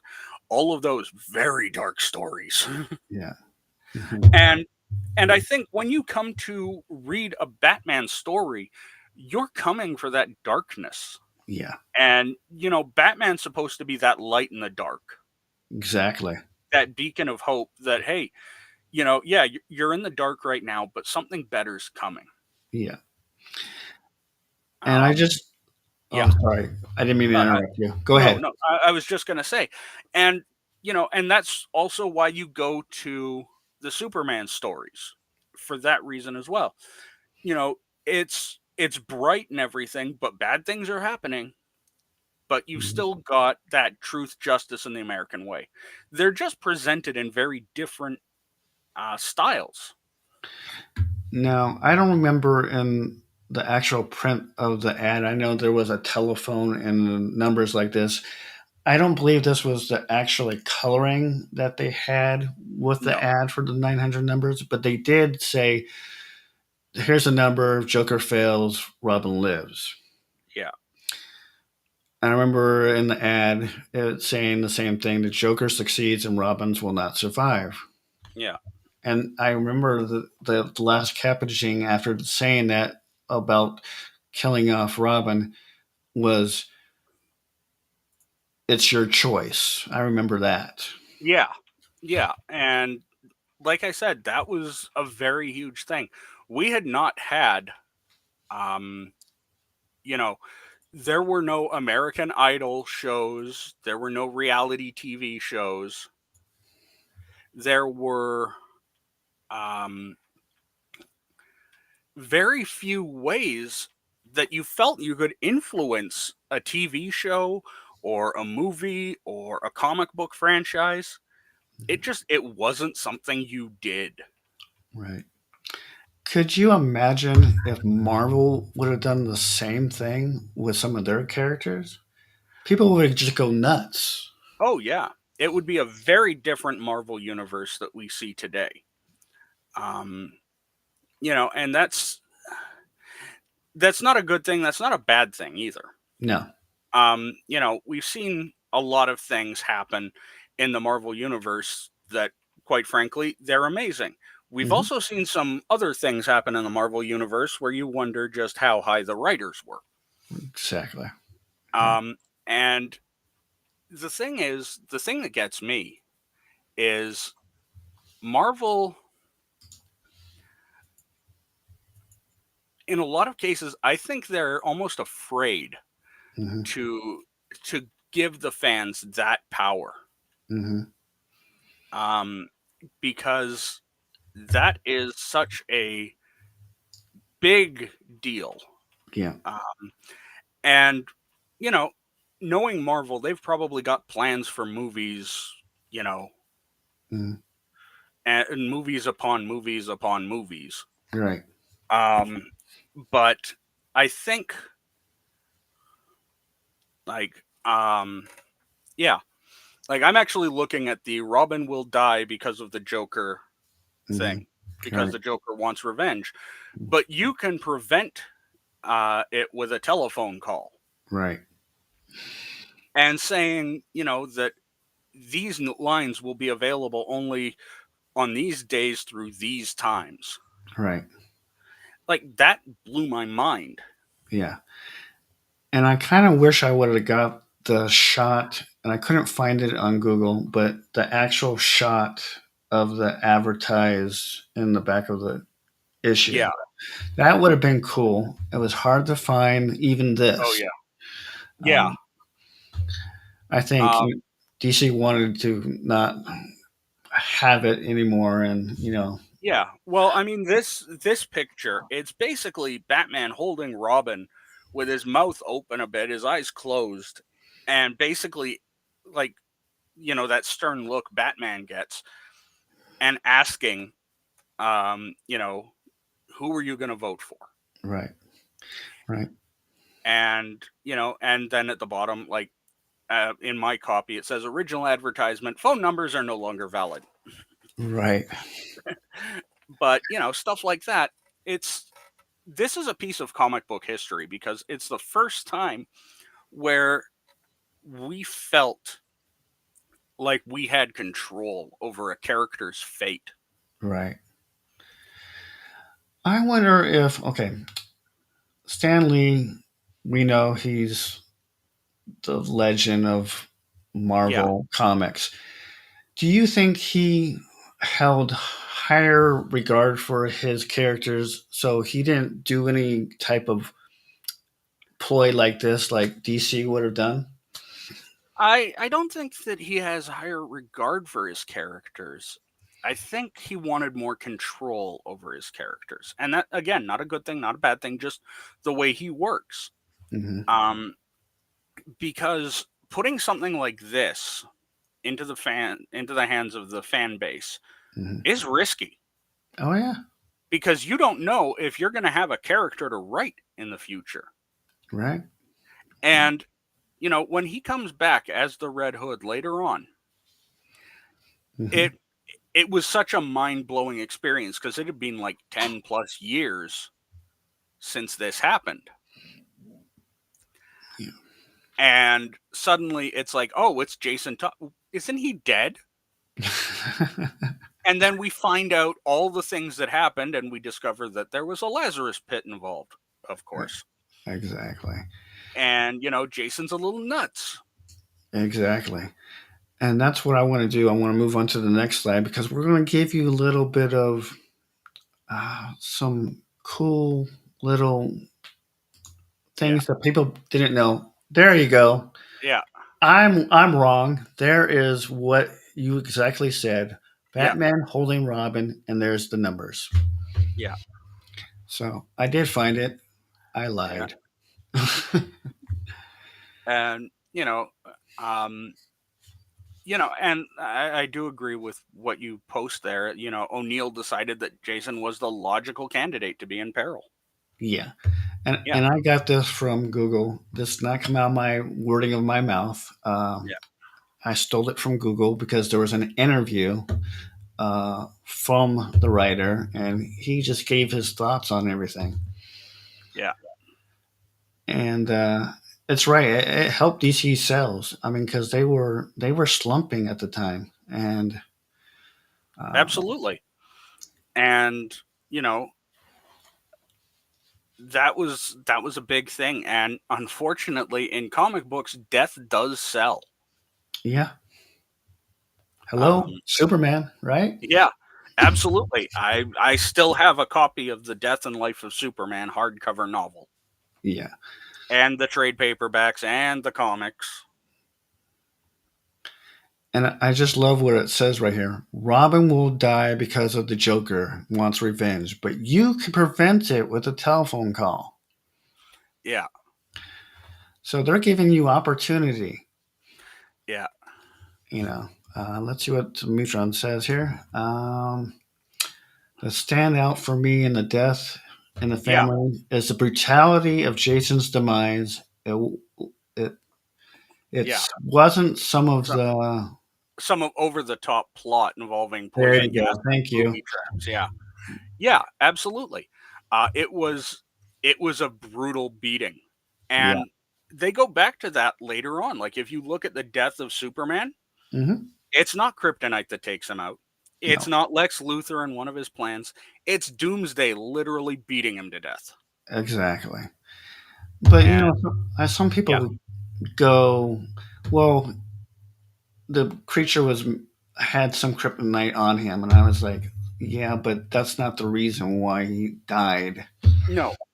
And and we see like brutality in the comics sells. Yeah. Like if we look at Nightfall with Batman, again, gets his back broken by Bane. Yeah.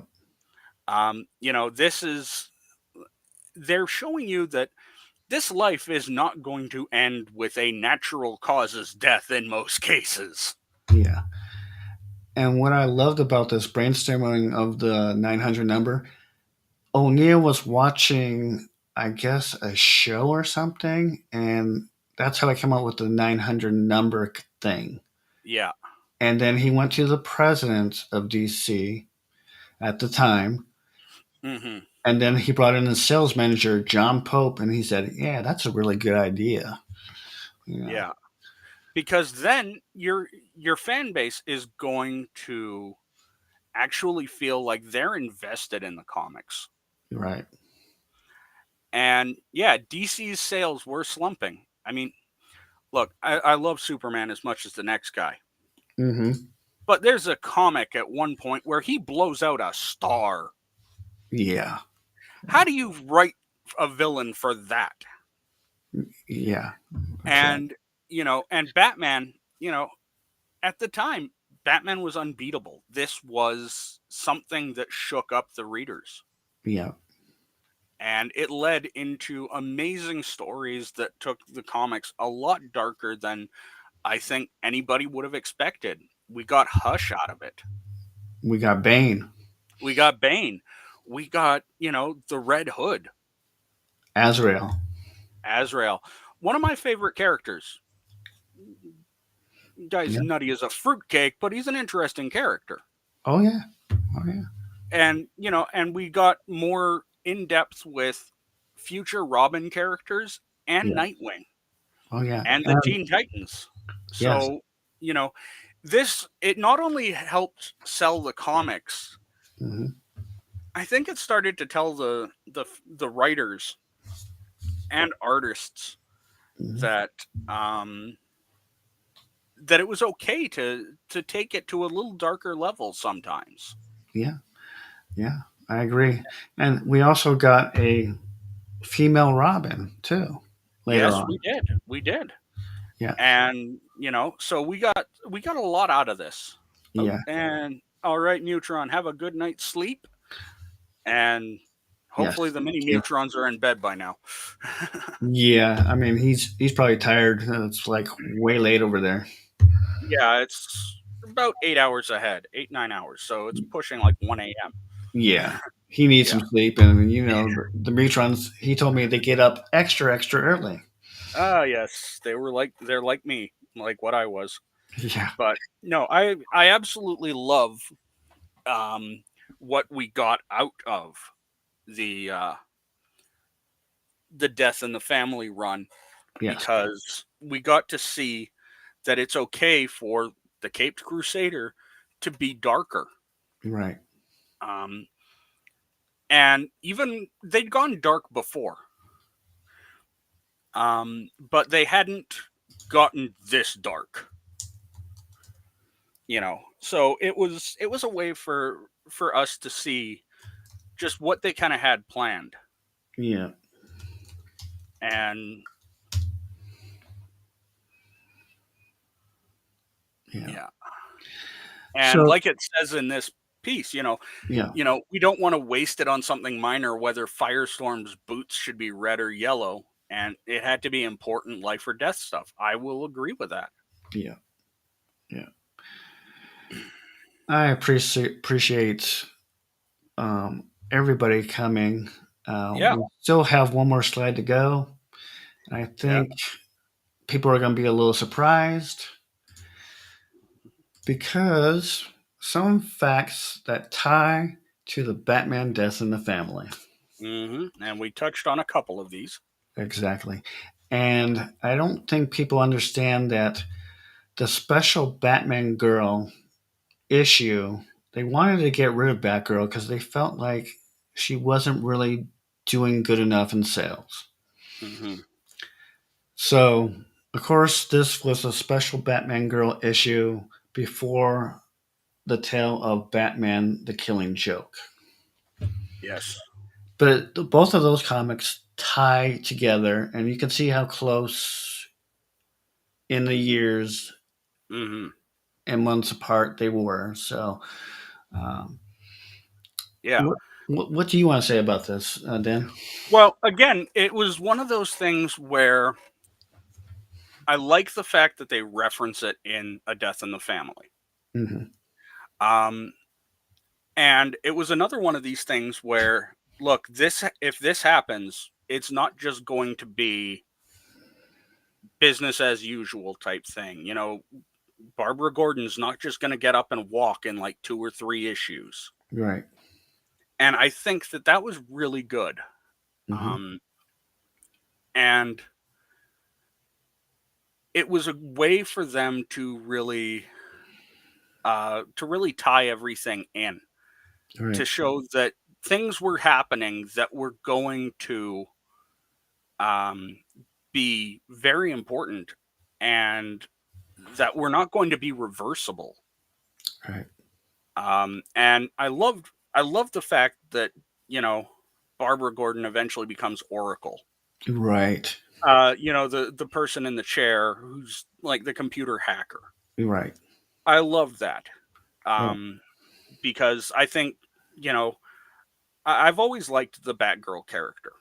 I Hmm. didn't buy a lot of the comics, but I liked the character when she did cameos in the Batman stuff. Yeah. And I love that her costume was a completely different color from Batman. Yeah, and when she started out, she didn't have the same gear as Batman. Right. And even Batman was saying, I don't want you to do this. I've got Robin. Right. Um, and with Joker, with the Killing Joke, that was a wonderful uh, story as well. Again, very brutal. Yeah. Um, but it shows Joker willing to push really far to see how far he can push Batman before he breaks that no killing rule.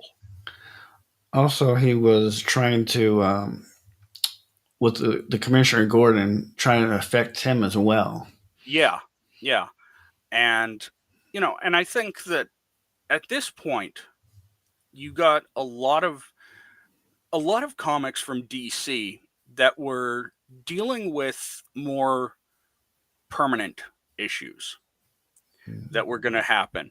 I mean, Marvel, yes, they had some. I'm not going to deny that, but I think overall, I think that the Batman writers and a lot of the DC writers in general were Mhm. just taking more risks because their sales were slumping. Right. So in their mind, they had nothing to lose. Exactly. And who was going to miss Batgirl anyway, right? Yeah. I Um, mean, not that, don't get me wrong, a lot of females out there, this is a great role model, yeah. but I just feel like she didn't have a lot of depth like the Joker or Bruce Wayne. Yeah. Or, Dick Grayson or anything like that. And I'm not saying that she couldn't have that depth. I'm just saying that the writers at that time, Hmm. I don't think they really knew how to explore that depth properly, You're right. because you got to look at a lot of the writers back then were men. Hmm. The majority of them were. Right. So writing a female character, it's kind of an alien concept. Right. Um, so you know, it was it was a very kind of, they were almost disabled in a way when it came to writing female characters. I mean, sure, you can write Wonder Woman, that's great, Right. but again, you've got an Amazonian princess that can't be hurt Right. versus the daughter of a police commissioner who can very well be hurt. Mhm. So it was it was interesting, Yes. and those risks that the writers took with Batman, Hmm. I think they paid off more than DC had ever hoped for. Right. Because again, they had nothing to lose. Right. The sales were already down. What was going to happen? They go further. Okay. Yeah. I agree, and I also think who. Okay, how I'm gonna put it this way: if you can use a top woman writer today, who Hmm. would you think could resurrect Batgirl for a comic book? Ooh. I mean, my first thought automatically goes to Gail Simone Mm. because she has written so amazingly well for Wonder Woman. Mm-hmm. Um, and she manages to write an empowered female character without beating you over the head with it. Right. She understands the subtleties in character writing, be they male, female, alien, whatever. Right. There are some amazing other female artists and Mm-hmm. female talents out there that could write and draw Batgirl amazingly. Right.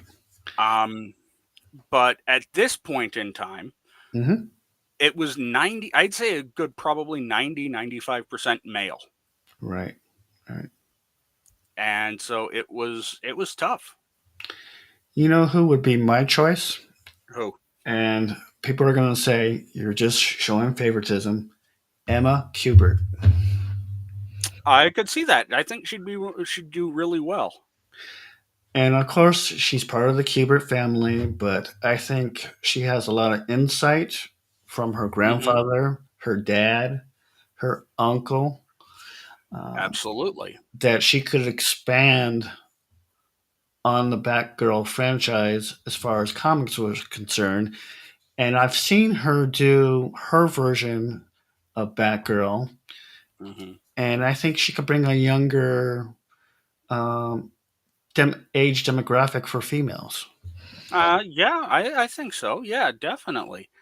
Um, Now the question is, do we want to go with the new Batgirl slash Batwoman or the original Barbara Gordon? I personally prefer the Barbara Gordon, Hmm. but that's just me. That's the reason I say I prefer her is because that's the one I grew up with. Right. I would like to see maybe starting off to be Barbara Gordon, and maybe she has a cousin or she has a daughter, and Hmm. she takes over the mantle, and Yeah, Barbara Gordon's still the Oracle. yeah. Personally, if they wanted to go this way, one of my favorite series was Batman Beyond, the Hmm. comics and the cartoon. Right. I think that could be done really well in the future, Right. um, because they had a very unique style in that. Yeah. So I'd like to see that as well. There's so many choices to make. Yeah. Like one thing I would love to see, it's something Marvel did a few years back, and Okay. it was an issue of Alpha Flight, Oh. and the entire talent pool was Canadian. Hmm. Now, why couldn't we do something like that for Batgirl? The entire talent pool, aside Hmm. from editor in chief, though, Right. Hmm. have them all be young women. Yeah. Yeah. Get some young and up and coming writers, artists, Hmm. inkers, letterers, colorists. Yeah. Give them a shot on, not even just Batgirl, but go that way with a lot of female superheroes. Like Wonder Woman. Hmm. Could do Starfire that way. So many others. I agree. I think DC has a lot of great female superheroes that they haven't really expanded on, and it's a disjustice to everybody in the comic book industry, Yeah, even for the readers. I think we need to see more females interpretations of superheroes. I think it's good. I think it's healthy. yeah. Um, And it, Marvel's guilty of the exact same thing. hmm. Like the one that they love to expand on, of course, is Scarlet Witch. Right, And don't get me wrong, I enjoy Scarlet Witch stories like House of M and all that. right. But I also know that I want to see maybe Spider Woman really expand on her background as a government agent. Hmm. Um, Go into Maria Hill. And her story is how she became an agent of Shield. Right, You know, Emma Frost. Well, they've already done quite a bit with Emma Frost because they always draw her just wandering around in lingerie. right, right. But there are so many other heroes in Marvel and DC Hmm. that you don't have to make them scantily clad. You don't have to augment the breast size to that of a plastic surgery mistake. Yeah, Just make them realistic. exactly. I remember back in the day when they did the X Men bathing suit Yeah, collab. yeah, yeah, All my friends were like, "Look at this! Look at this!" I'm like, "It's just art, you know. yeah, You guys are fixated on yeah, over yeah, yeah. breast and Overdeveloped. Yeah, and I mean, don't get me wrong. In my teen years, I admit that intrigued me, oh yeah, but me I've too. but I've also grown up since then, and I realized that some of my favorite female characters Hmm. are not those overdeveloped types. One of Right. my favorite female characters from the time I was a kid, Ellen Ripley, Oh yes, yes. and um, you know, they're not dry. They're not creating her as an overly sexualized woman No, in this. She's just somebody who wants to make it out alive. yeah. I don't know if you would call her a hero, but how about in Jaws, the wife of Mhm. Yeah, the sheriff? I mean, she had to yeah, be really strong and um, understanding with what was going on in that movie. yeah. And I still think the mayor's an idiot for not closing the beach, but that's my point of view. But then you close the beach, you don't get a movie. So, Right. but I mean, the thing is, there is amazing talent, and I honestly believe that we shouldn't really look at gender Right. in terms of talent. Look at who can write this character more compellingly, who can draw the art. Mhm. And a lot of my friends say I'm an art snob because there are certain styles that I don't think work. Right. Because there was a run with Wolverine, Hmm. and I mean it was a great run, Right. but the art pulled me out of it because they had like these really long, kind of almost deformed arms and hands, Right. and for me that pulled me out of it. And I'm not saying that that's not a good style, but for me that's not a good style for that type of book. Right. Like something like that would do great in Spider-Man. Oh yeah. But when you're doing like a Weapon X run, you're expecting that dark grittiness, Yeah. Yeah. and that wasn't the style that I wanted for that. Right. I Right. still read the book, Yeah. um, and I completely agree, Stacy. Okay. Let me highlight that for you. Yeah, and yeah, like look. I'm not saying that the guys are drawn realistically either. I definitely do not have the Superman physique or the Batman. Um, but these are supposed to be like physical perfection. Well, when I flip into a comic book, I don't want to see Baywatch. No. I don't want to see flotation device chests. Right. Realistic is not a bad thing, Right. especially if you want to get young girls reading comics. Because I guarantee most girls, 99% of the girls, are never going to have a 36-inch waist and a 42-inch bust. Exactly. And I do appreciate Stacy's comment. It's Yeah, good to get a female perspective yeah, since both of us are male driven in our minds. yeah, Sometimes we're one minded thinking, and yeah. it's But good to. yeah, Yeah. it is. It's great to have a woman's opinion on it Yeah. because you know I can only relate from what my goddaughter has told me about reading comics. Hmm. And she says the exact same thing, Stacy.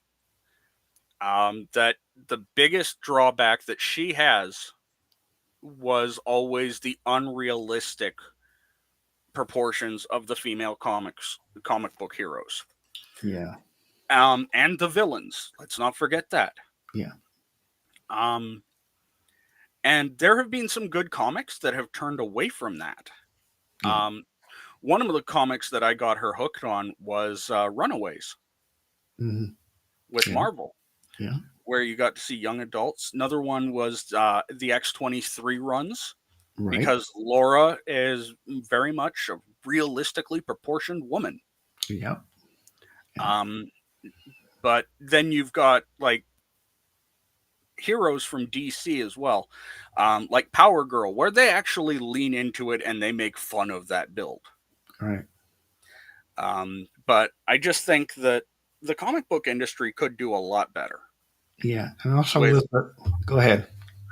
not only with female representation in the comics, Right. but female representation in the talent pool. Yeah. Yeah. It's lacking big time, and I've had many guests on my show, Yeah, and when I forget what's her name. God, I'm having a blank. I apologize. Um, oh God, what? Do you remember the last? yeah, she was working on one of the red bands, correct? Yeah, I want to say Erica Schultz. that's it, Erica Schultz. Sorry, Erica, if you're watching the replay, I apologize. Okay.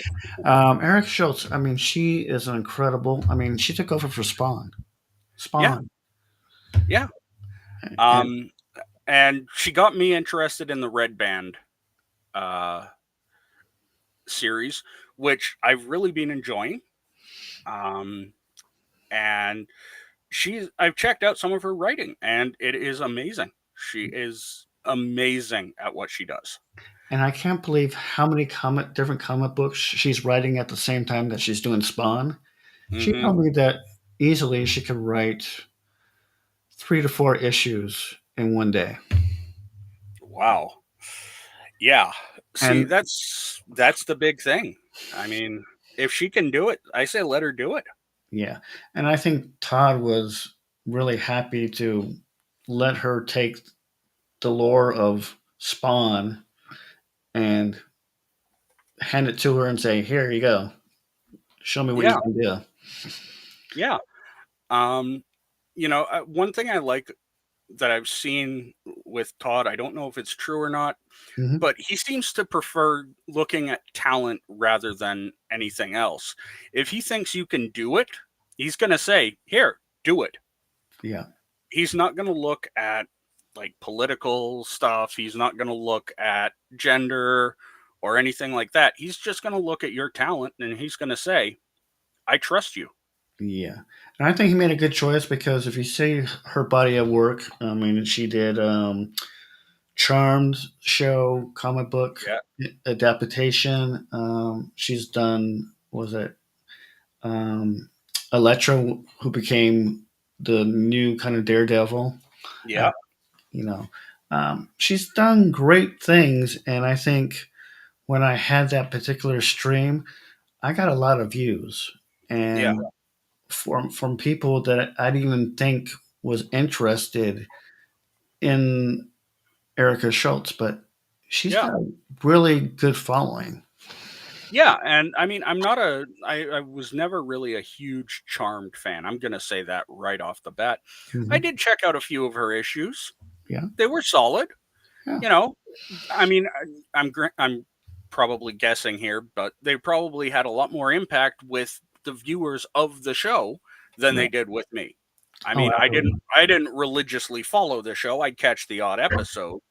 Yeah. It's like when Alex Sanchez did Battlestar excuse me, Galactica, Battlestar yeah, Galactica. I'm a big fan of Battlestar Galactica in the '80s, so yeah, that appeals more to me. And yeah, someone that follows a show and they put out a comic book, yeah, you're more yeah, interested. yeah. And I think you know, and I think that's the key is if you can find somebody that can do it well Hmm. consistently. Because Hmm. I know I've read some writers and some artists where they can do one issue that looks amazing and reads amazingly, Hmm. but then you kind of see the quality go downhill. Hmm. And it's like, well, you find out later that they had months to prepare that first issue. Yeah, And then, maybe not as much for the second. yeah, So overall though, I've really enjoyed a mhm, lot of the female talent that I've seen. yeah. And And I think it's time that the industry recognizes that it shouldn't be gender based, it should be quality based. yeah, I agree. Could you keep on talking? I have something special that I want to show everybody on the stream Okay. for our next stream that I'm going to be giving away. Okay then. All right. Yeah. So but I'm gonna talk to Stacy's comment again. Yeah, it's very unrealistic. It's also very unrealistic the way they portray female characters in movies and television and everything else. The only way you're looking like that usually is either with really good genetics or uh, plastic surgery. Hmm. So I'm glad you had that good comment. Thank you, Stacy. I appreciate it. But for our next stream, of course, we'll have a different idea. But I Hmm. thought Den of Geek, this would be a great kind of promotional item. Can you kind of see that? Oh yes, I can. This will never be printed. And do you know why? Why would that be? Because when it was original, the artwork, I don't know if you could see it. Not really, but Oh my God, I just had it. Okay. Well, it's the actual print that was supposed to be the front cover of Beautiful People. yeah, And when Alex Sanchez looked at the artwork, he said the proportions were all wrong.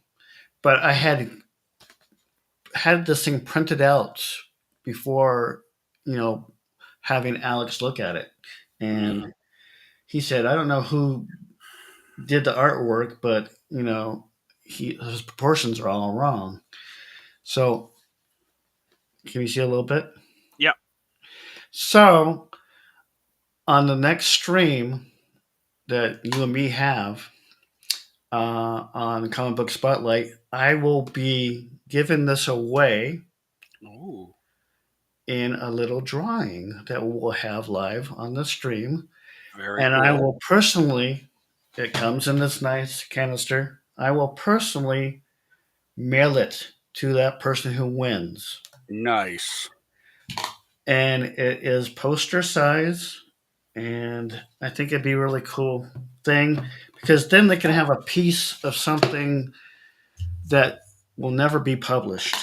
You Yeah, know? I would suggest framing it, putting it on display in your home, Exactly. But I thought, depending on the decor.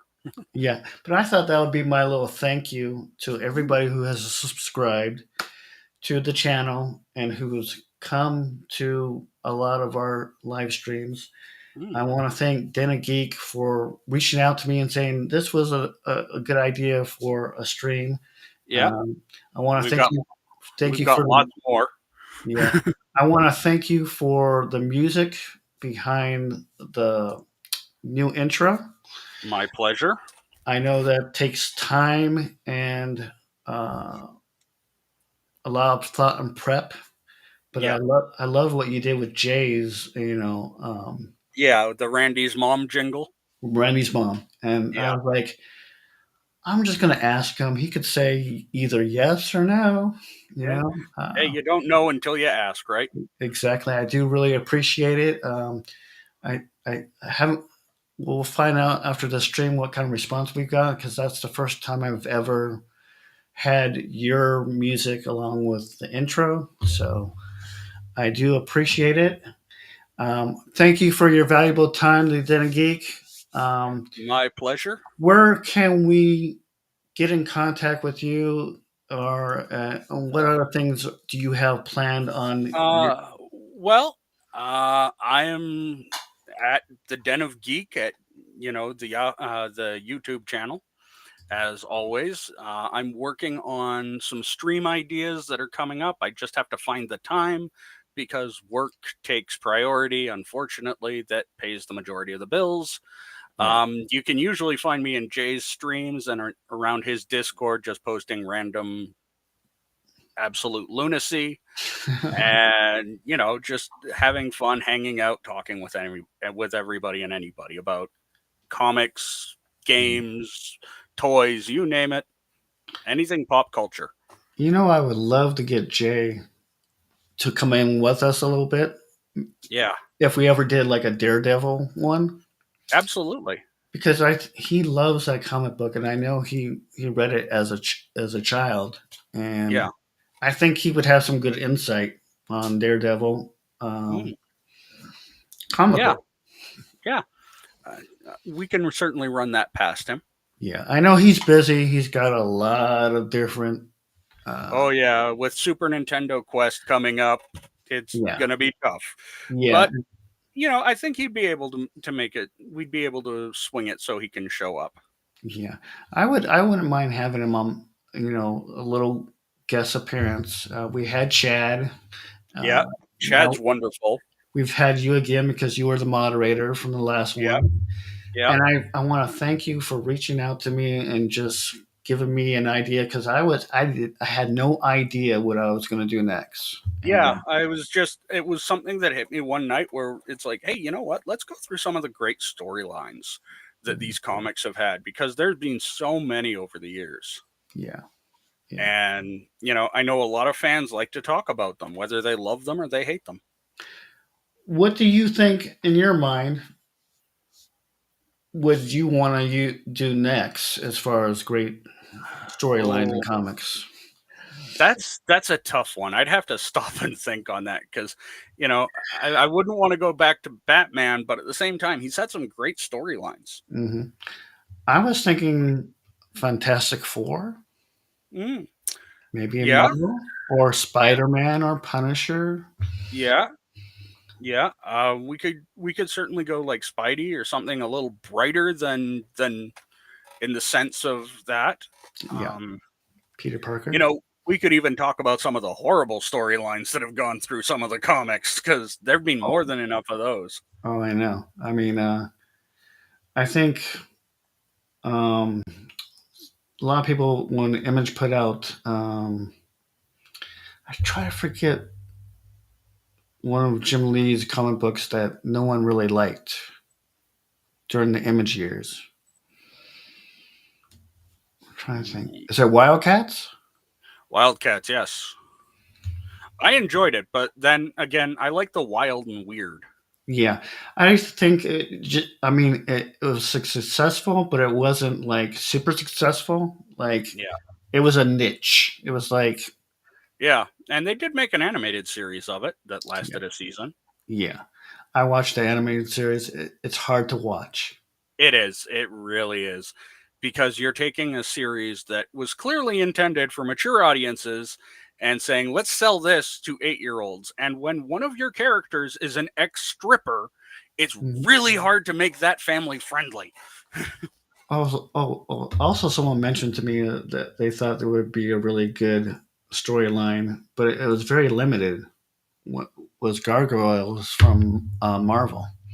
Yeah, yeah, that's a good one. I have those, There's and I actually took some photos and put it in Jay's Discord. Yeah, I saw that. That was very cool. Yeah. I've got so many different runs that we could go through over the years, that are Yeah. just to me they're really good. Because I either like the character or I like the writer, and I think the writer or artists did amazing jobs.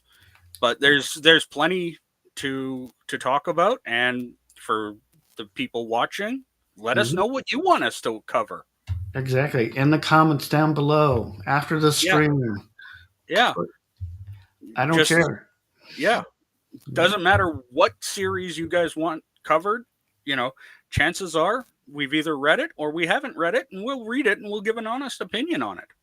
Indie, I don't care if it's indie, Ducktales, Marvel, DC, whatever. Yeah, DuckTales. Richie Rich. yeah, they're all part of comic book history, Oh, absolutely. and some have had more impact than others, but you know, Yeah. I know we've been going for 2 hours. I thank you, yeah. Den the Geek. Any parting words? Uh, Not really. I enjoy coming on here, hanging out, talking about great stories. You know, moments that you read the story and you go, "Huh, I don't remember them doing that. That seems kind of weird." Right. Like, Joker becoming the ambassador to Iran.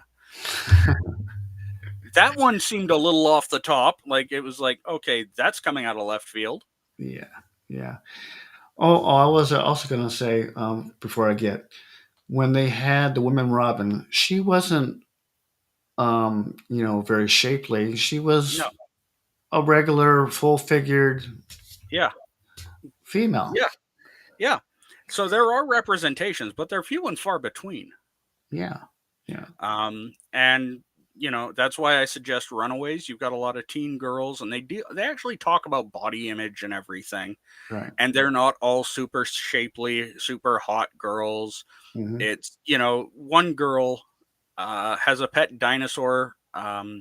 that uh, the young woman's name is Gertie. She is an amazing character, Hmm. and definitely not. She looks more like the drama club geek Hmm. than the cheerleader type, but I loved her character because she was a caring person. I don't know how you feel about this movie, but it comes off the top of my bat of my head. The New Mutants. Oh yeah, I just thought it was kind of like a mess a little bit. It's like it was. I will say that. I like what they were trying to do. Trying to make it that psychological horror, right. and I liked that. But I think they kind of missed the mark on it. Yeah, I just think it went over people's heads, and you would have Yeah, to be really into X-Men to kind of appreciate it. yeah, and New Mutants, like the New Mutants. If you've read the comics, they were always the outcasts. Right. Like even the main team were like, these guys are a little too weird for us. Right. Um, but I like the fact that they at least put it out. Hmm. Unlike say Warner Brothers Hmm. with Batwoman or Batgirl or whatever, Oh yeah, yeah, yeah. where it's like, well, it's finished, but we're not releasing it. Why? It's like why? you know?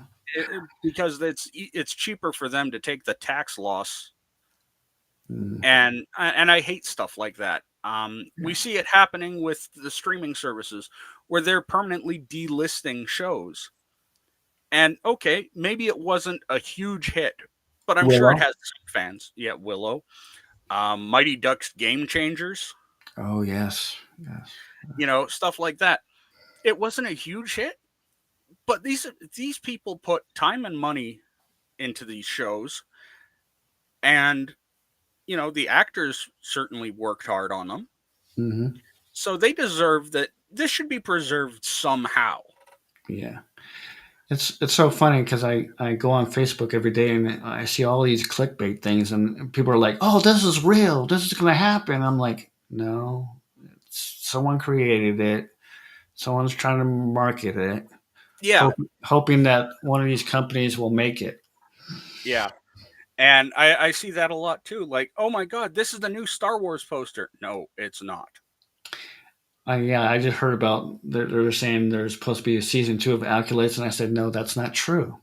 No, that one did not go over well. Yeah, and I know people want it. There's a fan base that wants it so badly, but it's not going to happen, people. You might get a follow up in another series where they might mention something about the Acolyte, but that's not going to be a direct sequel. I just think, Hey, Josh.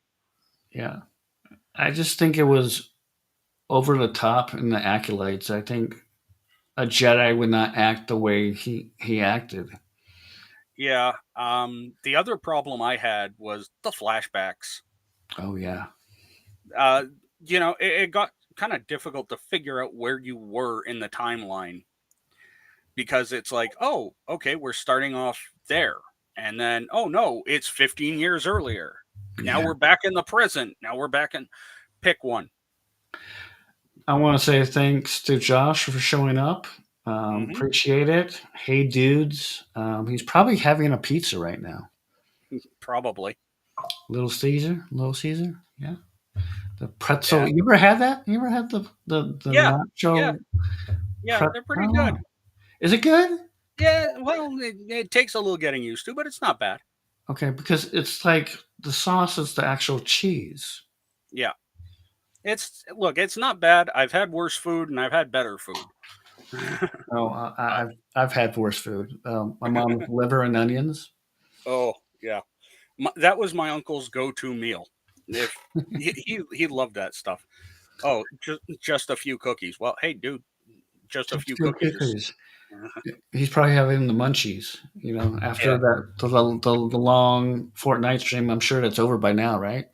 Oh, I would hope so. Because Jay's been going like that would be like a 9 hour stream for Jay. You think he would ever do not a 24-hour stream, but a 10-hour stream? I think he would. Yeah. Think so? Well, I know he has Really? He's done a 10-hour stream? the Las Vegas bus ride. Oh, that's right. That's right. I totally Yeah, forgot the about. last one got derailed because of cookies.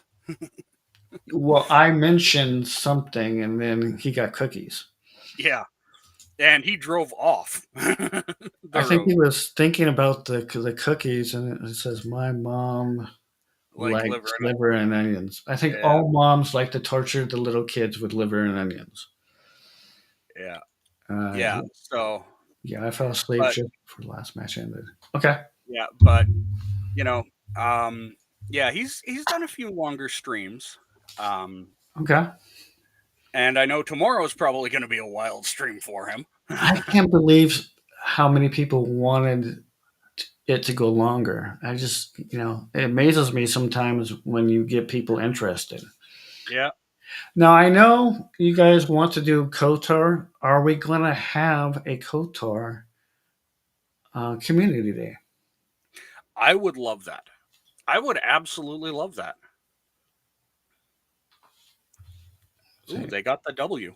we got a W. Was it a sniper shot or was it a regular shot? Lightsaber, or was it a lightsaber? Lightsaber.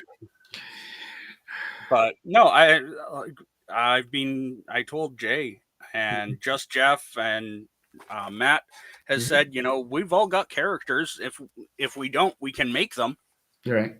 and you know, so it's really up to Jay if.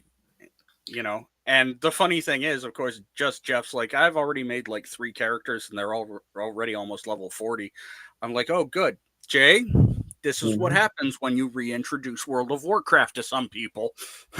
Exactly. They can't control themselves, right? Yeah, What was it? Who's that? I just read the chat of the end of the stream. Okay. yeah. Yeah. Well, So that's good. That's good. Well, I gotta get dinner on. I'm sure you're. likewise, I'm sure you're hungry. So we're gonna say thank you everybody for coming in the chat. Thank you, Josh. yeah, Thank you, Stacy. Thank you, Mighty Metron. Thanks to who else? just James Lucas, James Lucas. and we had Yep. Indiana Jones, The, and the Legend of Live came yep. in. Yep. We had a lot of people pop in and talk Yep. about some great comics and, Yep. ask some interesting questions and everything. Yep. So, yeah. But I will see you all next time. And I'm Yep. sure we'll figure out over the next few days what our next stream is going to be and when it'll be. Exactly. And thank you for watching Comic Book Spotlight. And you guys have a Yeah. great day. All right. I will catch everybody later. Like I said, you can usually find